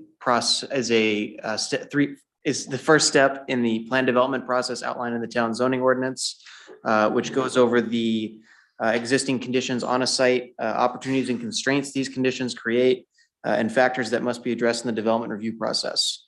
The site inventory and analysis would be followed by a master plan and then a formal site plan or subdivision application, all of which would require planning board review. The board should discuss the conditions on site, as well as potential constraints with the applicant, and be prepared to ask for further details or recommend the project move to master plan phase.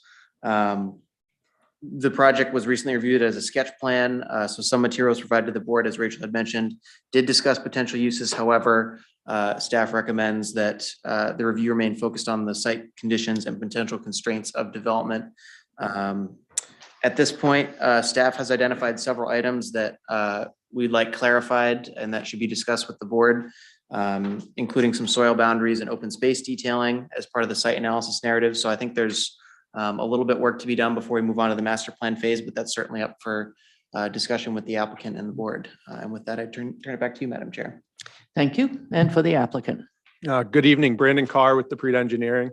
I'm here on behalf of AR Building. A representative from AR Building couldn't be here tonight, but I've worked with them for about 10 years. So, and I know we're focused on the existing conditions, but if you have any questions about them in general, I've heard their speeches many times, so I'm sure I'll be able to answer any questions. So the site, as Eric mentioned, is located, it's a 57-acre site. It's located just south of Mussey Road and Gorham Road. And, you know, we were here back, I believe, in March for the sketch plan. Like I said, it's a 57-acre site. It's kind of broken into 3 zones, the TVC 3 zone on the northern half there, the RP zone that goes over the Nonsuch River, which runs west-east through the site, and then the RF zone on the southern side of the river. So the site, should just go to the next page. It can really be divided into kind of 3 areas. Sorry. Like I said, you can see the river kind of about 2/3 of the way down south of the site, kind of meanders through.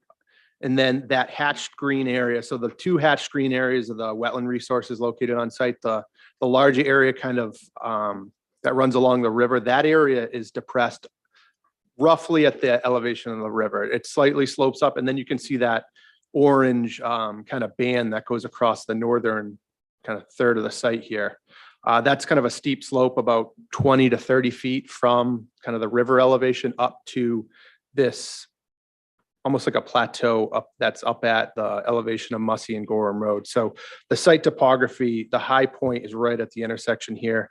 It's fairly flat to about here. There's a sewer line that runs through the site here. It slopes down to the sewer. So this is around, say, mid 40s elevation. It drops down to the 30s through this area. So this area of the site here that I'm kind of from that orange band to the sewer easement, it's almost like a second tier of the site, and then it drops again as you get through that orange band. Like I said, the river runs here, then there's a large wetland complex in the resource protection zone associated with the river, and then there's a 250-foot shoreline zone that projects into the site, well, into the portion of the site we're kind of keying in on from the river there. So out of the 57 acres, there's about 17, 18 acres that are outside or aren't comprised of wetlands, steep slopes, the riverfront protection, the shoreline zone. It's really catered up in this corner of the site, which if you remember from the sketch plan, this is the area we're looking at developing. So there's kind of 2 areas here, and let me just go to the sheet that's kind of color coded, the existing conditions plan. So kind of the purple area down the bottom, we're identifying that as a potential conservation area, whether it's a conservation restriction. We have talked to the Scarborough Land Trust.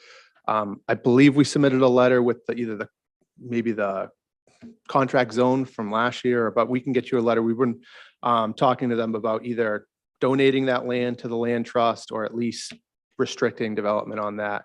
And for whatever capability, especially if it was donated, that they could use it to connect to some of their land to the south there and utilize it. But it's really, it's all wetlands or in that resource protection zone around the river. So there's no developable characteristics there. And then there's that green kind of up in here, the light green, that's another wetland area. Then you've got that steep slope, like I said, that kind of bands this portion of the site off. The kind of brighter green is that sewer easement, and then the reddish color is what we're calling our developable area for, remember at the sketch plan, we're really centering in on this area of the site. I'll go through the staff comments in a second here, but that's basically the existing conditions of the site. I'll go through the staff comments. Were some related to that. The first one was question on the soil types on the plan.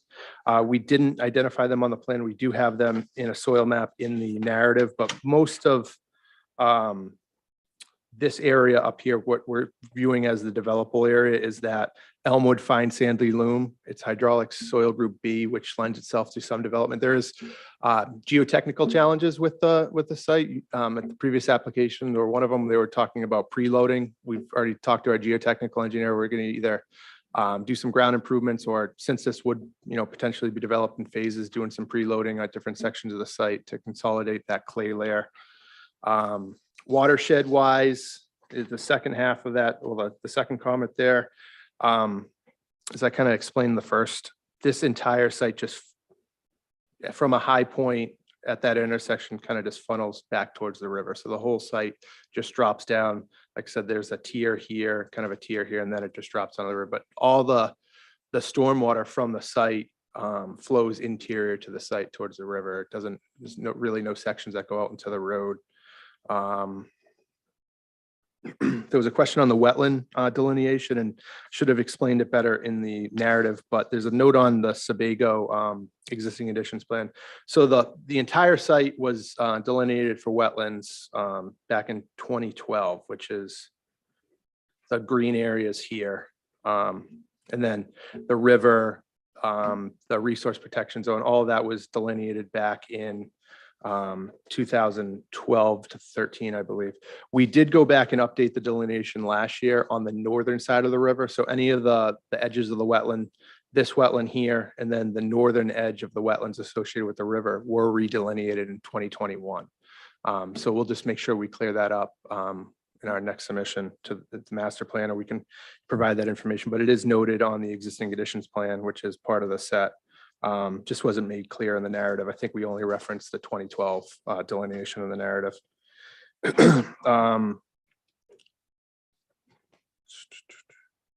Talked about potential ownership easements or other information about open space. And like I said, we have been talking to the land trust, but anything south of that slope, we are open to restricting or donating or kind of reaching some sort of agreement either with the land trust or another entity that wants to take that on as conservation land or public access land for any ability it has to serve that. Pedestrian facilities, we will have pedestrian connections from our site to Gorham Road, to Mussey Road. It was mentioned to Warren Woods off of Payne Road, which is to the east, to the west of the site. We'll discuss that with the land trust who owns and operates that land. I think most of it is broken up across the river, but if there's any potential to connect any of the land that we donate or any land that we keep to that, we'd be open to that. We'll continue that discussion with the land trust. Utilities, we've reached out to several of the utility providers and talked about especially the sewer easement running through the site and the impacts that has on development. We'll continue those conversations as we go forward with the application. And then there was a question on the use considerations, and we did mention that sketch plan. There was discussion about providing facilities for none such river brewing. In that, I think we identified, we were talking about potentially parking down in this area here, but there's no contract and no agreement at this time. They've been talking since AR started looking at the site about development opportunities, but anything that would be associated with that would be done under a separate application in the future. It wouldn't be part of this application. I believe that's all the staff comments and kind of the overview of the existing conditions. But if there's any questions or concerns from the board, I'm happy to discuss them. All right, thank you. This is subject to public comment. Is there anyone in the room who would care to make a comment? Go ahead, Nina. Okay, I have one question. How many units will you be building on that land? Nina, Yeah. there's been no decision whatsoever on building anything at this point. What we're looking at is what could be built on, what's developable, what would go to the land trust, what kind of soils there are, what conservation issues we might have. And in the next round of discussions or applications, they would bring a master plan to us. And the master plan would begin to delineate what might go there. And that would be the point at which we would, if they chose to bring forward something with apartments on it or condos or picnic tables or whatever they might have in mind, that's the point at which, excuse me, we start to really to discuss the land use. Right now, we're looking at what the land is. I thank you because this is my first time. I have no clue. That's okay. Thank you, thank you. And actually, I wish more people like me would come. So I do thank you all very, very much. And I realize I can't say a whole lot, so I'm just gonna cool it. Well, no, we want you to come back. There are several stages of approval. And as we go through each one, there's an opportunity for comment. And there are often times when the public's comments, there's actually many times when the public's comments are reflected in the next part of the application. Because the applicant listens very carefully, and I'm staring at the applicant and making sure that he is nodding his head, that he's going to listen very carefully about what's important to the public. And I would suggest that you come back to us at the master plan, which would be the next thing that we would see. Thank you. Do we have somebody online? We do. We do, all right. Randy, can you hear us? Thank you. Can you hear me? Great. Randy, name and address, please. Thank you. Randy Hogan. I live in Ocean View Harbor in Scarborough. And I wanted to reflect on a statement that I heard the gentleman say. I didn't catch his name. I'm sorry. I just tuned in, where he said that all the stormwater would flow into the Nonsuch River, or the watershed there. And I would like to encourage the planning board and the staff to really look at that. I refresh my understanding of the comprehensive plan, and I'll just quote a section there around natural resources where there was a comment about activity centers of Oak Hill and Dunstan that were built near waterways that directly influence the marsh. And then it says those watersheds have already been identified as impaired or threatened. Future development will need to attempt to alleviate and reduce these impacts on the natural environment. Better stormwater management, for example, can help reduce runoff into the water bodies. And so I wanted to kind of dial into that, how the plans here would manage stormwater from flowing into the Nonsuch and contaminating it, and what they may plan for any impervious surfaces to mitigate that and reduce any kind of damage that may happen as a result of this development. Thank you. Let me just remind the public again that whole question, we begin to wrestle with it more fully at the master plan level once it becomes clear what is actually proposed to go into this site. But please respond. Yeah, in part of the site analysis, the site inventory analysis stage is to identify the watersheds. And I was just identifying the site today and in the future. It's just topography wise goes towards the river. Obviously, well, as any development that's planned, we would meet both the town and the state's stormwater standards. We wouldn't be looking for any waivers or relief from any of them. Any development like this would have, a substantial stormwater system to treat flow, water quality, contaminants, anything that's identified potentially as a contaminant within this specific watershed. We'd be keying in on all that at the master plan, and then moving forward, we'd be filing with DEP for stormwater review as well as with the town. Thank you. And Randy, in case you missed it, in case you came on late, there was a discussion of the conversation that the applicant has been having with the land trust in terms of turning over a significant portion of this site for conservation. Thank you. Any other comments? Comment period is over, and for the board.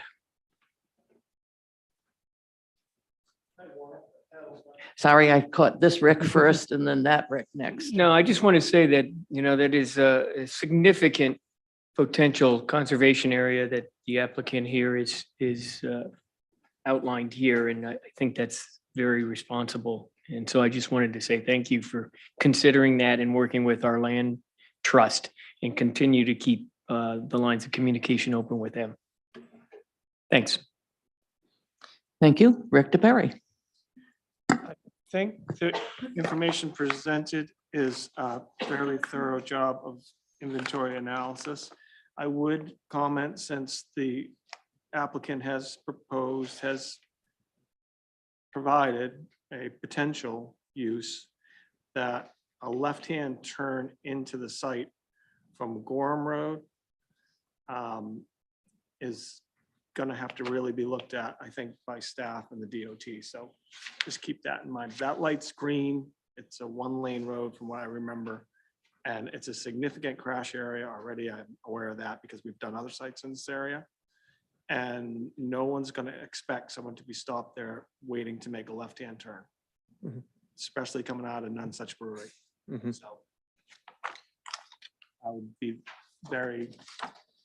I'll be looking at that. I'm sure Jen. And we'll have a full traffic study for the master plan stage to submit. So, and we've been working already. The chair mentioned several times working. They love, you like to see us working with staff. We've been working with staff for about 9 months now, and that's been one of the key items is on the traffic and the access points. We have Geotechnics doing a pretty thorough traffic study of the area on improving that signal, and also, the alignment of Well, that. it's a single lane there, I believe. So Yes. Even if no matter what the signal's doing, at some point it's going to be green and there's going to be people going through it. So I believe you're going to have a left-hand turn lane added there. But we can address that later in the process. Thank you. Anyone else? I saw Jen reach first, but Roger hit the light first. So I'm going to go with Roger, because you actually have to push the button. Go ahead, Roger. You're gonna be good on the button. I'm kidding. I'll make it quick. I just wanted to point out, this is really quite a challenging piece of land. And for the public, just for their information, there's setbacks. For instance, the None Such is such a meandering river, and it's got a 250-foot setback. So it makes it really challenging to find any place on this property to build anything. And anything south of the river is basically, because of the setbacks, the 250 feet, it's practically, there's no room to build anything anyway. So I guess I wasn't aware, Eric, that this from a vernal pool, it's also 250 feet. Yeah, I didn't want to put you on the spot. Yeah, I believe so. Obviously, we'd look at where any potential structures might go. But I don't know if Jay or Angela have anything to add on that. I'm sorry, Angela. Yeah, I believe Angela's just burning to tell us something. No, I'm sure the applicant can tell us more, but as we get into it, we'll want to see that. There are different setbacks for different significant levels of vernal pools. So it'll depend on what is actually in that vernal pool and things like that. So we'll just want more information. And then there's other options to be able to work with the state agencies to even morph how that shape is around the vernal pool. So there's opportunities still develop. Or the planning board wants to consider that, is that's even an option they'd want to consider, because at local level, you'll be looking at it separately in parallel, I guess. I guess that's the point I was gonna make. It's really from a local level, we don't have vernal pool standards. So it really is the DEP's rules and regulations that are gonna govern. And so sort of speaks to that process we have in place about the applicant working with the state agencies as well as locally through the process and having those permits in hand so we understand what those expectations are at the state level. So we're both working in the same direction. That the patch of green land just south of the easement. Yes, that right under that label there. Yeah, can Yep. you do anything with that? Is that- No, we wouldn't be. That's a wetland area, so we wouldn't it is? be impacting that. Yep. Okay. That's all I have. All right, thank you. Now, Jen. The plan that you have put together with contour lines is very helpful. It's actually quite having been through there a bunch of times, I guess I wouldn't really think that it's that big a drop from the road, say, back to the river, but it is pretty significant. One question that figure leaves me with, however, is, your contour lines shown extend to the property line, but I'm just curious, and obviously they're not going to change significantly between property line and the roadway, but just trying to get a sense of how the two interface. It would be helpful on future submissions for me anyway, to see how, so the first contour called out is 43, you're probably at 44, like right up at the corner, but just curious what the grades look like at that intersection and at either the curb, I think there's some curb at that intersection, but like curb line, gutter line, and how that relates to the buildable corner of your site there would be helpful. And then I have a couple questions about the sewer easement, and feel free to include answers to this in future submissions if that's more appropriate, but it would be helpful to understand, again, sort of the grade differential between that. So it looks like that's roughly at 35. So, 8 or so feet down from the high point in the corner. And there's also a couple of structures called out. So those presumably have structure covers. Are those structure covers at 35 or are they set up higher? I know there's one visible actually from Gorham Road at the river crossing that's a bit higher than the existing grade there. So it would be helpful, I think, for us to understand what those cover elevations are. And then sort of along with that, what the details of that easement allow and don't allow. So can you build the building on it? I don't think so. Can you pave over it? Can you raise the grade by 2 feet, by 10 feet? Things like that would just be helpful, I think, as we look at your expansion and what your potential is over that unique piece of land that cuts through the middle of the site. And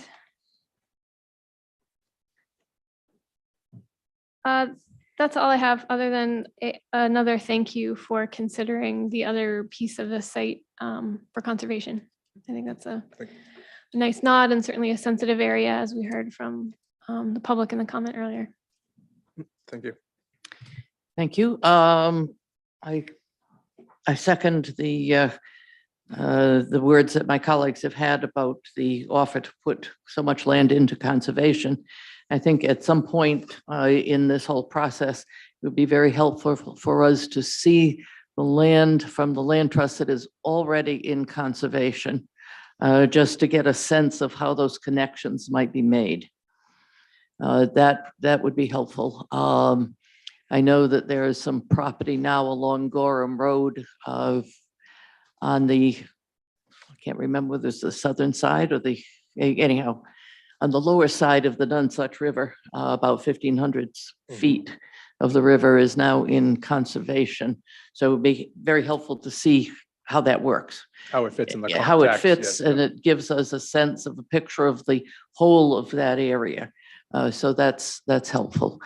I have no more questions. Do you have questions of us, or are you clear on where you're headed next? Yeah, I guess I would just confirm that we're, the board's open to us submitting a master plan application, and, we're finalizing that. We are, we've been in contact with the sewer department on what we can do over that easement and conservation. So we've been working on this for a while, so we're kind of almost out ahead of some of the submissions. So we should be able to come in pretty quickly here with the master plan. I think if the staff thinks it's a good idea, then it's a good idea. I think our kind of thought was that we'd want to see some more detail along that, kind of the discussions that we've had tonight, some of the stuff that Jen brought up in the conservation areas and, some of those soil features. So, I mean, I think we're more of the opinion that it's appropriate to continue with another site inventory meeting, but that's certainly the board's decision to make and discuss with the applicant.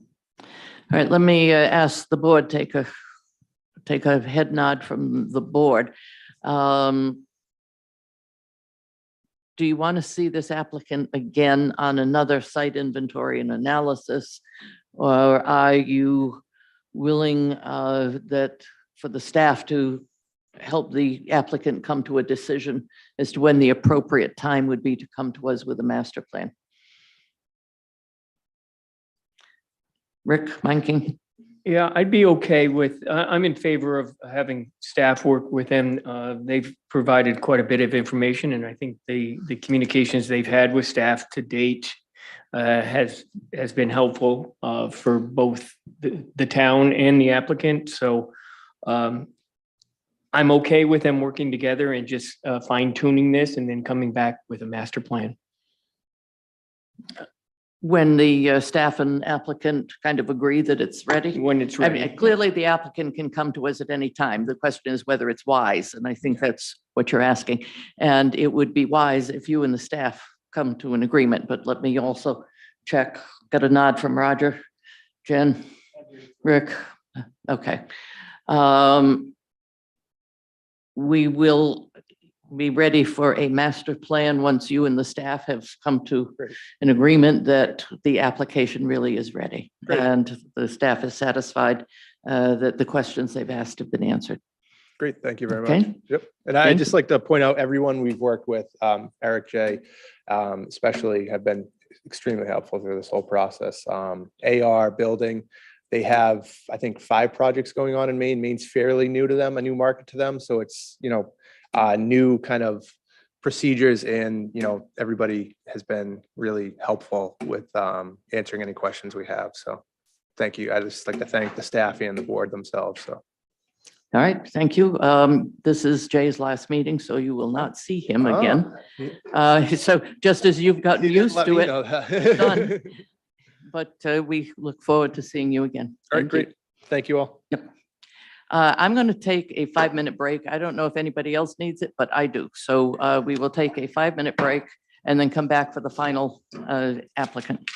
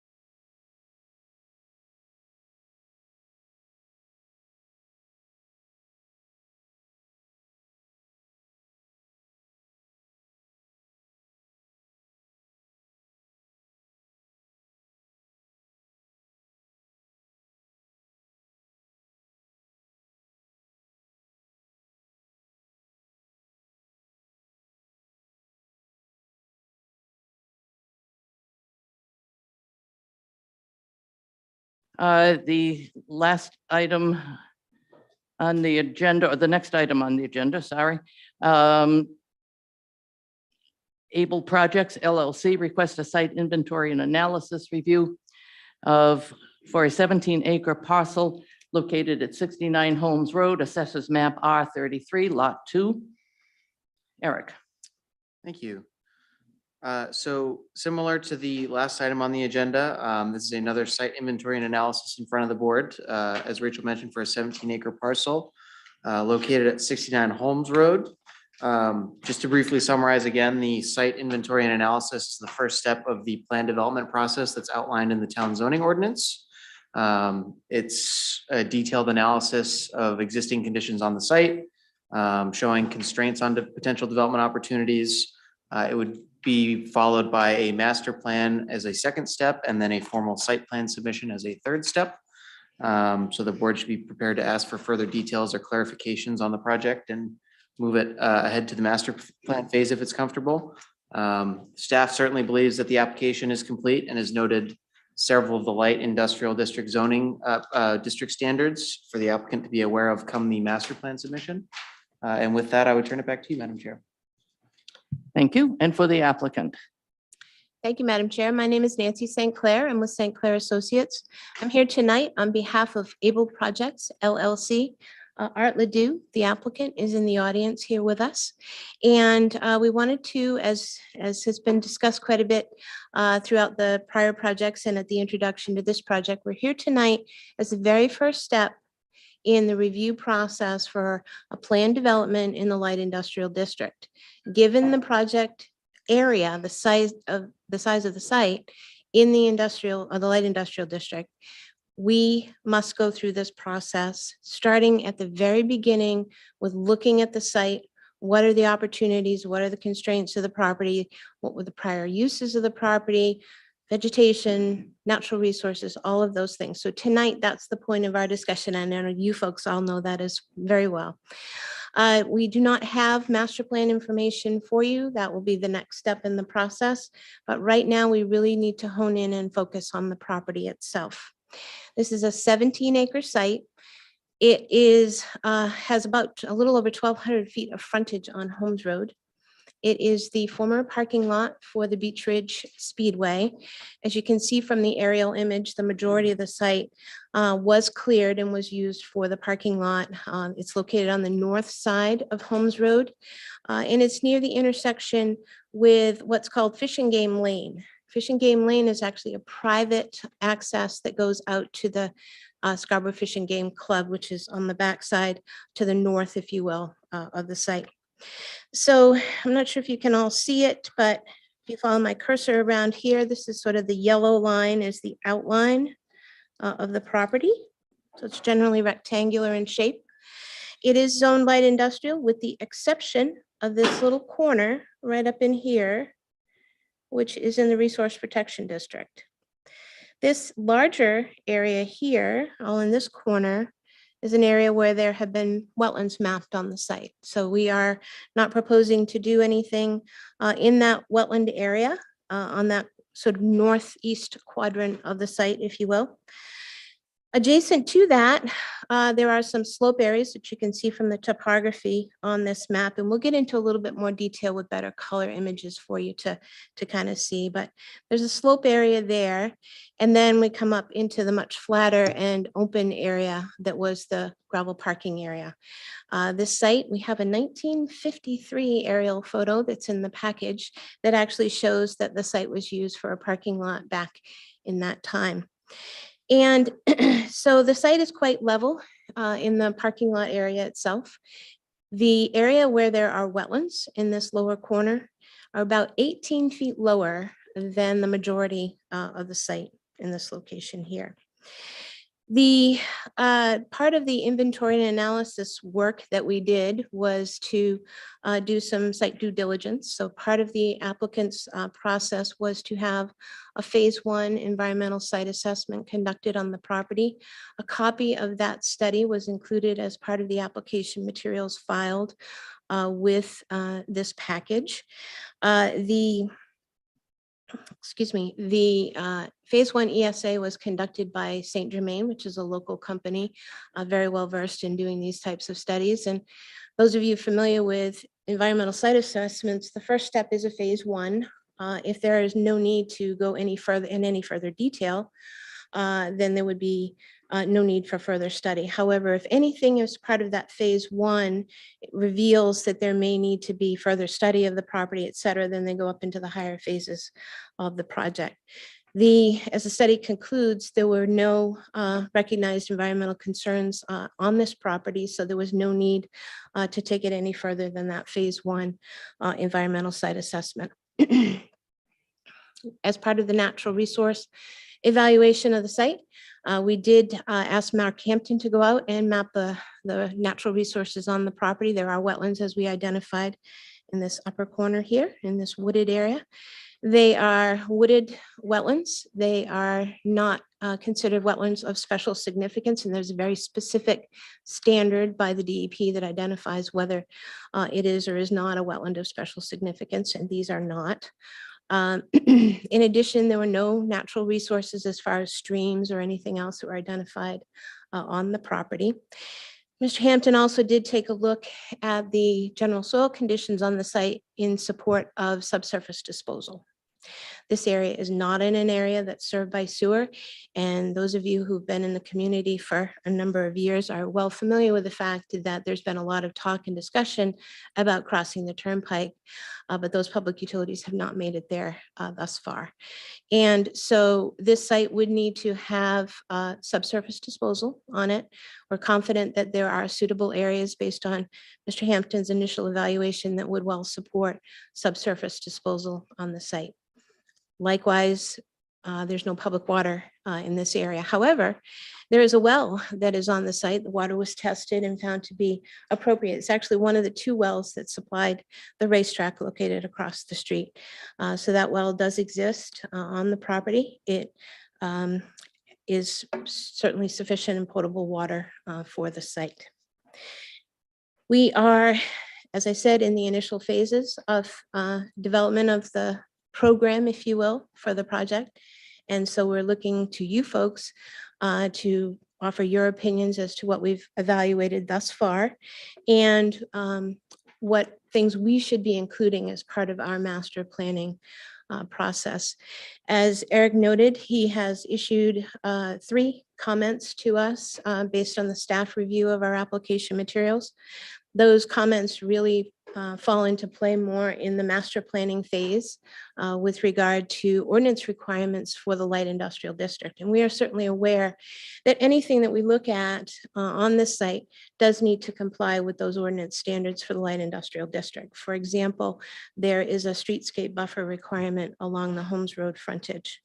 One of the things that we looked at quite closely and certainly fully understand is that given the prior use of the site, access to Holmes Road was relatively uncontrolled.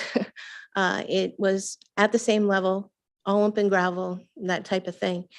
So we do understand that access management, as far as master planning goes, will be one of the key factors as we move forward with further evaluation and establishment of site plan or site plans for the property. So just wanted to kind of give you official color.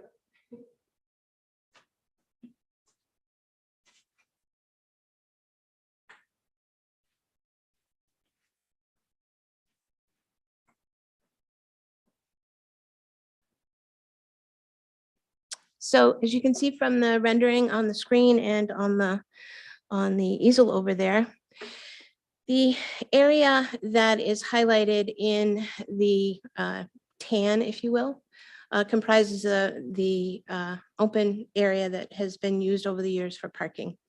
The lighter green is an area that is within that sort of general level plateau that is wooded.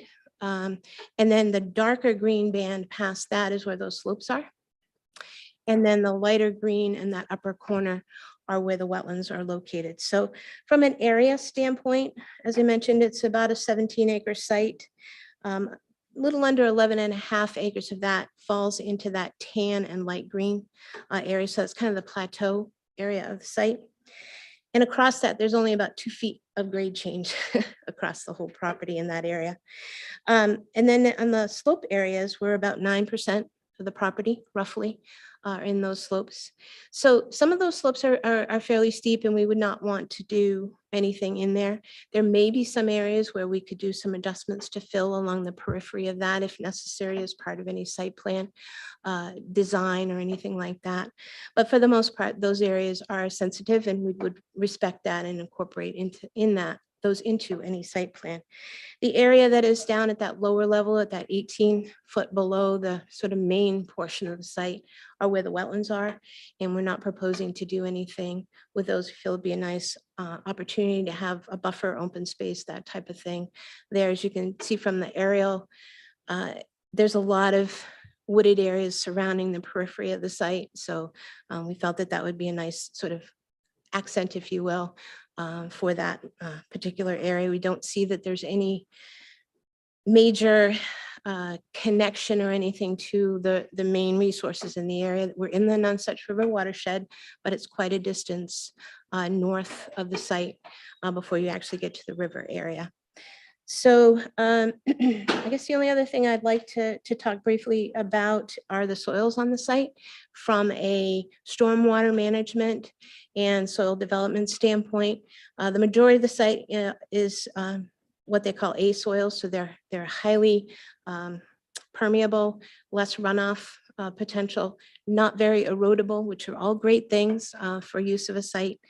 And in the lower level where those wetlands are, it's a little lesser in a C and a D soil.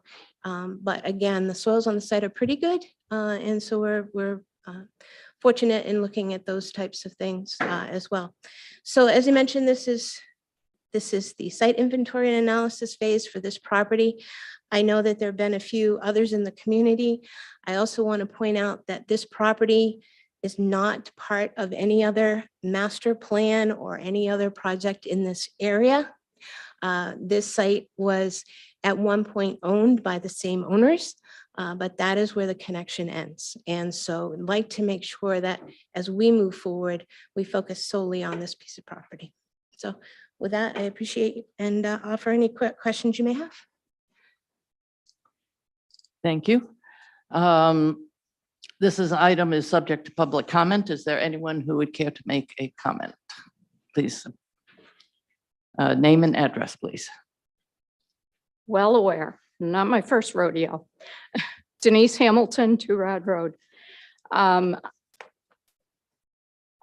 Again, we come back to is this area of Scarborough an area that we want to have, you know, light industrial, whether it's warehousing, shipping containers, whatever. This is a predominantly residential area with very few commercial light industrial businesses or in-home businesses. I'm also confused as to how Lot 2 can be divided into multiple zones. You've got the 17-acre parcel that's light industrial. The other part of Lot 2, which just got broken off last August, September, is rural farming, and then of course the RP. To the east of Lot 2, which is 2A, your paperwork says to the west, but it's to the east. That, which is owned by Speed LLC, is literally a dump. If you dig in there, there's old cars, tires, trash, oil, debris from Main Mall. So watch where you're digging for septic, because you're gonna come up with a lot of stuff. You know, and back that I previously spoke, the Good Neighbor Ordinance, putting these types of businesses in this area is taking away from all of us who have lived there for years and who have worked very hard to improve our properties. And by putting light industrial commercial properties in this area, you're going to reduce the value that we have worked hard for all of our lives. And this is not fair to us who have been there. um, to take away from what we've worked for. Thank you. Thank you. Is there anyone else? Angela, do we have anyone online? We do not. All right. Public comment is closed. I will turn to the board, but I first going to make one specific comment, and that is the planning board actually has nothing to do with making or unmaking this light industrial. It is light industrial and has been for a fair amount of time. So while your point is taken in terms of the neighborhood, that's not something that we do. That is something that the town council ultimately is responsible for the ordinances and the zoning. From the board. Roger. I guess my first question would be maybe to Eric. Can you put up on the screen where the light industrial zone is in this particular area? Is that appropriate? I guess, I mean, maybe I can pull it up on the. So, Okay. yeah, so. Angela will find, let Angela find the whole thing and get that up. So Roger, you had another. On this lot here, I'm kind of curious about that top right-hand corner. Do you suspect that at one point this was all forested and they just cleared it for parking? Well, I'll show you what it looked like in 1953.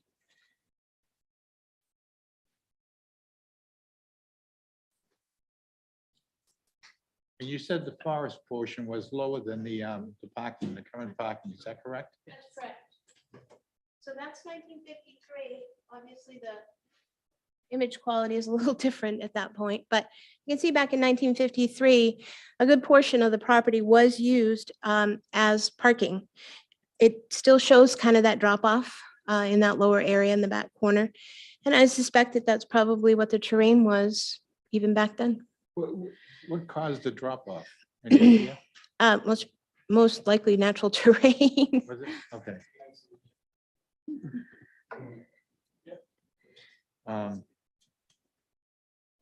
Just there's no stream or anything like that, and there's been no digging or anything like that.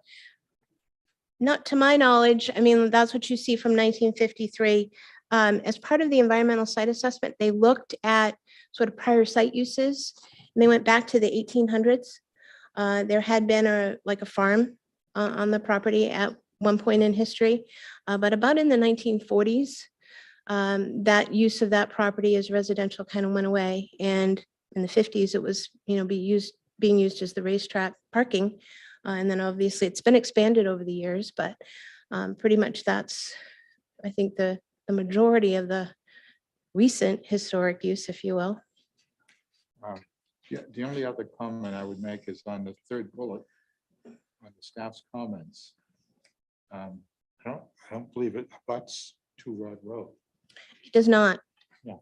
I was suspecting that might have been just a note because in the light industrial district, there are prohibitions on access from Two Rod Road. No. And Roger, just so you know, the zoning map is up now. And so the property we're looking at, maybe Angela can hover her mouse over, is the purple, yep, right there, that rectangle. Actually, and so on Two Rod Road. Two Rod Road is running. Digress for a second. Those homes that this lady. So those are all part of. Right, there is a rural farming overlay, and Angela might be able to turn that on, but it basically goes, I think it's about, so it's like a couple of, there's 4 or 5 lots down towards the turnpike where it's a rural farming overlay. And the zoning ordinance talks about buildings existing as of January 2013, having frontage on Two Rod Road in that area. If they're ever converted from that residential use, they have to conform to certain standards, and the use would then kind of be considered applicable to the light industrial zone. So that's kind of the residential industrial But that's RF right there, right? It's an overlay. So Roger, it's an overlay. So Yeah, their but it's like- underlying it's like zone, it's like an yep. RF though, right? Overlay? an overlay, Yeah. correct. So just to be clear, their underlying zone is the light industrial for all, can you just turn that off? Just so we're, because overlays can be a little complicated. So just remember the base zoning is the light industrial. Then what you do is put an overlay on top of that. And that's sort of what Eric was just describing. And I can't remember if the light industrial was adopted in 2013 or not, but presumably they were probably likely adopted at the same time, because we've seen this in other instances in town where you have a number of single family homes that you want to say, okay, there's going to be a new zone in the area, but your existing use, your existing whatever activity that is, and in this case, single family home remains a conforming use until such time as you want to change it to something else. And then that's when that underlying zone comes into play. And certainly there's, obviously this lot abuts RF, the RF district on both the western side and the northern side on the Fish and Game property. So there's certainly those considerations to be made moving through the project. And RP is what? Resource protection? Yes. Okay. And the resource protection, just so, because we're talking about overlays, is not an overlay district. That's actually a zoning district itself. And it's actually one that really comes out of state statute and shoreland zoning. And so there's some natural resource there for, and I don't know what that is at this point, but at some point, 30 years or more ago, the town, there's some resource in working when we adopted the shoreland zoning. They said that was state mandated in the 70s. I think it came into play. Could have been 80s, but I think it was the 70s. Anyway.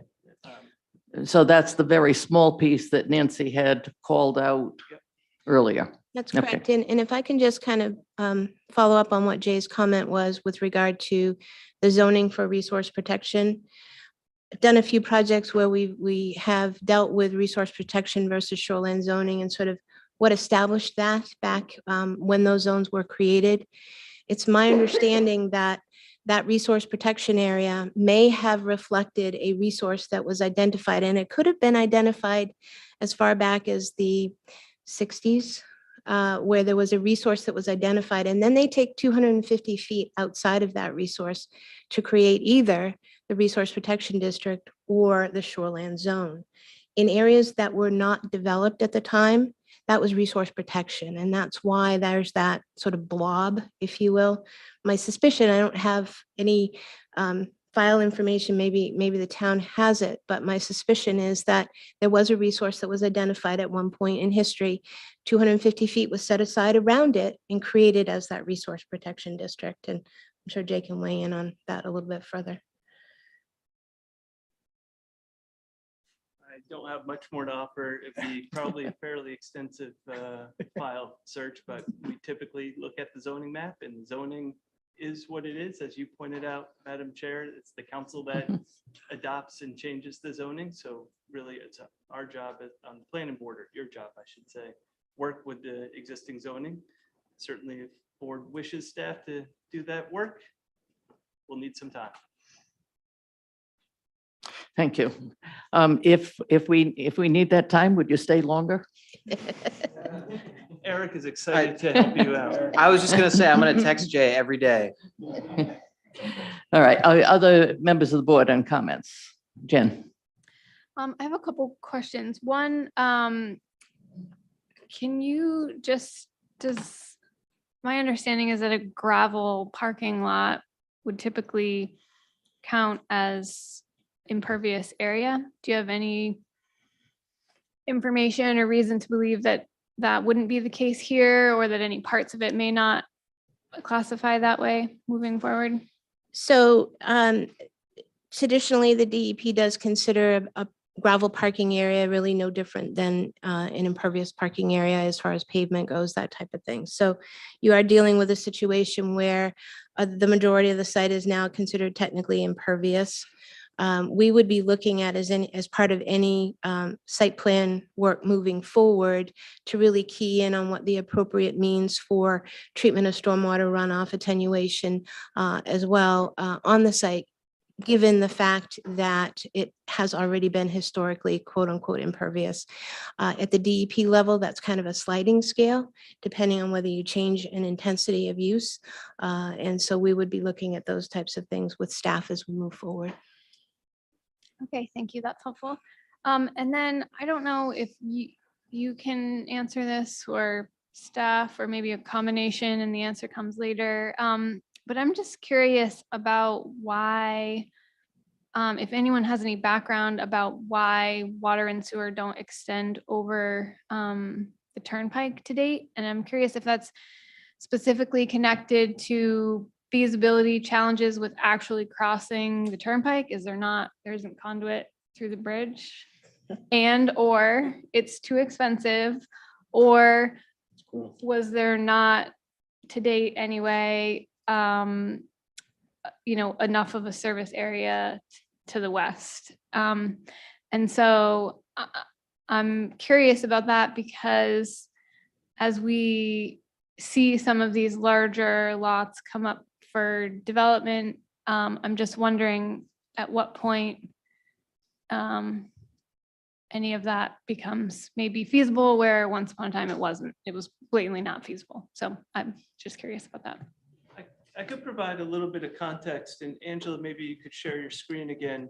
So really, we have limited growth areas west of the turnpike. And predominantly, as you were just pointing out, big part of the reason is we don't have utilities on that side. And a large part of that is because of the cost and complexity of crossing the turnpike. The turnpike was there before we got a sanitary district. Our sanitary district didn't come into place until, again, in the 70s, I think it was, the sanitary district was established. The turnpike was existing. So as you can see, we have really two limited growth areas west of the turnpike. So Angela's sort of showing you the line of where the turnpike is roughly. There you go. And both of those areas, so the Running Hill Road is up at the top right corner of what looks like a color change right where the mouse is. And that requires to have sewer connections up in that region, which is predominantly why we haven't seen much development there, because it is challenging. And frankly, it's just hasn't been the priority of the community. And then the light industrial is another zone which came in, which also requires sewer. If and when a development of a certain size goes in, it needs to tie into sewer. And so far, the town has been willing to sort of see if development is willing to carry that cost. There haven't been discussions around the town having the interest to explore bringing sewer to that side of the turnpike. Could that priority change? Yes, but I haven't heard any of those conversations in my time. Sure, that context is helpful. That's just kind of what I was curious about. Thanks. Connected, Roger? I'm all set. I kind of recall the light industrial zone right there now. That was established when there was a concern that the town was running out of light industrial space in the industrial park, and they were looking for additional space. And I think that's where the junkyard is in that whole area right up there. And I think that's why that was established. And I don't recall, maybe about 10 or 15 years ago that occurred. I'm not sure. Yeah, I think it was around the 2013 timeframe that was referenced for the RF overlay. And there was also. Okay, keeping in mind our town attorney's discussion about relevance to the topic, I'm going to move on now. And folks on this end, you have questions? No, I don't have anything relevant to this particular project, so I'm fine with site analysis as it stands. And Right, thank you. Chad, Karen? All right, I have one question. At one point, you mentioned that the owner is going to reserve I think it was a 50-foot right-of-way. Where was that? So the owner that I'm talking about is the seller of the property. Correct. So it is the Okay. current landowner is looking to reserve a right of access over what would be the westerly edge of the property. So it is adjacent to Fish and Game Lane. So it's on that side of the site. Okay, so it's kind of that green, I have the old plan up, I'm sorry.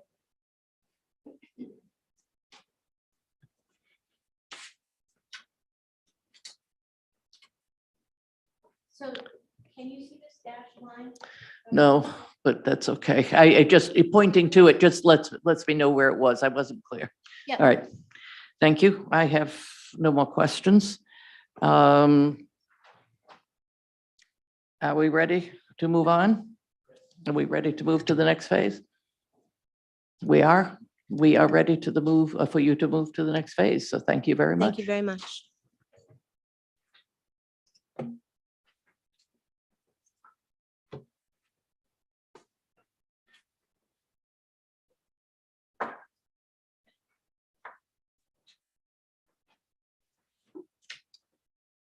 Staff report.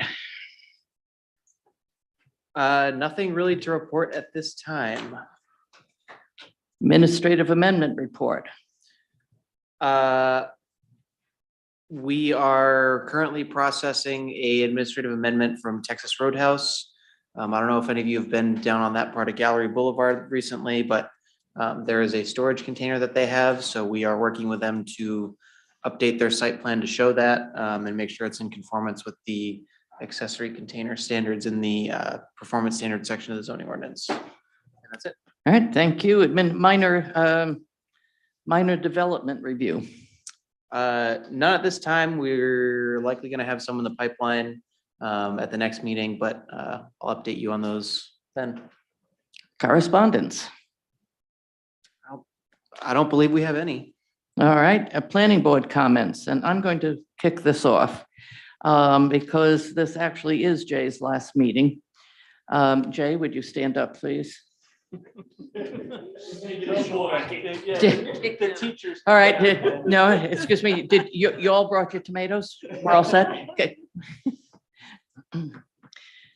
I really want this on the record, so I'm going to sit here and speak into the mic. And Jay, you have helped us through so much with just a wonderful sense of professionalism and good humor. And whoever is chosen to follow you, and I will not say replace you, but follow you, we are going to hold them to the same very high standards that you have shown us. Thank you. Thank you. Thank you all very much. Come back over here to, And if anyone would like to make a follow-up comment, please do so.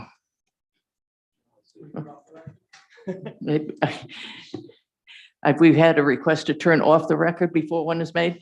No, go ahead, Roger. Sure, I just want to wish Jay the best of luck, and it's always a sad day when the community loses a real professional as you've been, and at least we know we'll have an inside contact at CMP. Good luck. We actually have one down.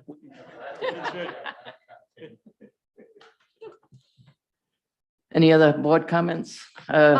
Jen? I'll also just say thank you, and I've said this to you privately, but I think as residents here, we're all, well, certainly as board members, we're all grateful for your help and professionalism, as has been stated, but as residents and for residents that aren't here, I just feel like you've made such a lasting impression in such a positive way on our community, in a way that a lot of people probably wouldn't attribute to you or your position, but your work here has made our community better overall for quite a very long time. So for your service, we're really grateful.